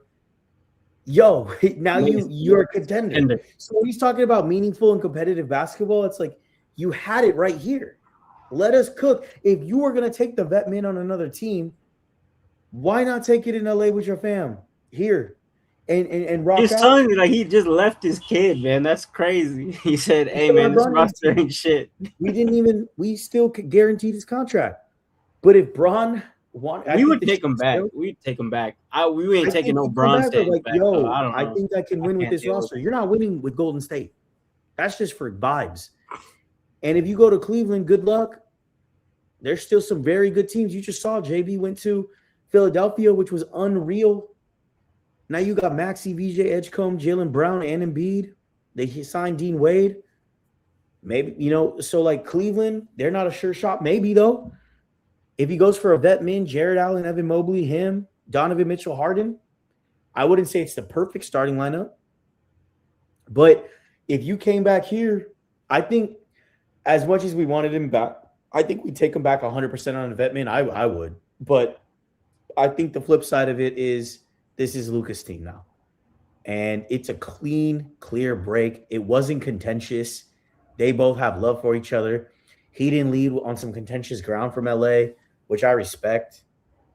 And, you gotta at some point you're gonna rip the Band-Aid off, because if he wanted to come back, it was gonna be for a year. You can't build that way. You can't build that way. And even during the season, we know how he's like through an 82-game season. And then we turn it up in March. I want consistency this year. Like, we're consistently playing a brand in basketball and we're building an identity. That's the biggest thing that we're going to be focusing more on in later shows. But Braun, best of luck to you. Free agent signings, I think is, again, Shea gave it a B+, A-. I get those reasons. I gave it a B-, close to a B. I say B+ because it's not done yet. I still think there's more shit that's gonna happen before season starts. So, and we're gonna see Friday what that pick is. If we go see Carr. I'm excited. If Carr turns up like he did in the combine, he cooked in the combine. Now, so we're gonna be breaking down the summer league on Friday. We're gonna be breaking down the summer league. We'll probably be back live Friday night. We gotta cover the first summer league game. See how Thero's doing. We got Danny Avila up in there too. I can't wait to watch him. Hey, Laker fans, give my boy Avila, Kareem Abdul-Jabbar, like, give him some slack. He's not gonna make no roster. He a good dude. Like, hey, but when you watch him play, he could hoop. Like, he could hoop. Like, you can't just because he looked like how he looked. He could hey, hoop. he's not gonna make no roster, but he's gonna be fun. So we're gonna end it here. JRA. Hey, the chat was lit today, y'all.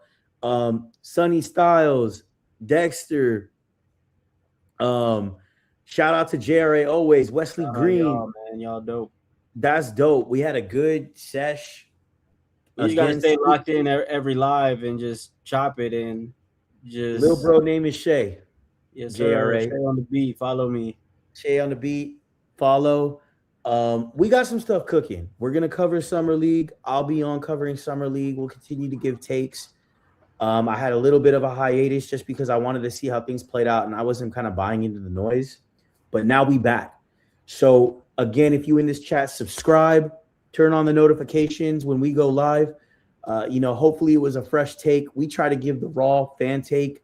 We'll let the Jovans, the Trevors do the PC kind of, like, they share their takes too, but at the professional level. But we're gonna bring fans. I'm gonna bring my boys on this show. This is a for fan by fans show.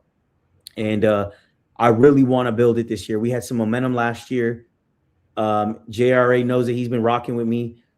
We've had some others that have really been rocking, but we're going to get this popping this year. We're going to have some cool stuff, but lock in, like the video, get it out. What all them influencers say. Definitely subscribe, though, and turn on the noties, man, because this chat was lit, and I think this summer is going to be fireworks again, and Summer League is going to be dope. And we're going to be talking about stuff around the league too. We haven't even done an NBA roundup. That'll be a fun show. F the Clippers 100%, my G. We're going to do a roundup because the league is crazy right now. So Shay will be on the show. I got some other boys that are going to be on the show. We're really going to break this down. So it'll be fun. So I appreciate y'all, and we'll tap in for the next show after Friday. Peace. Doses.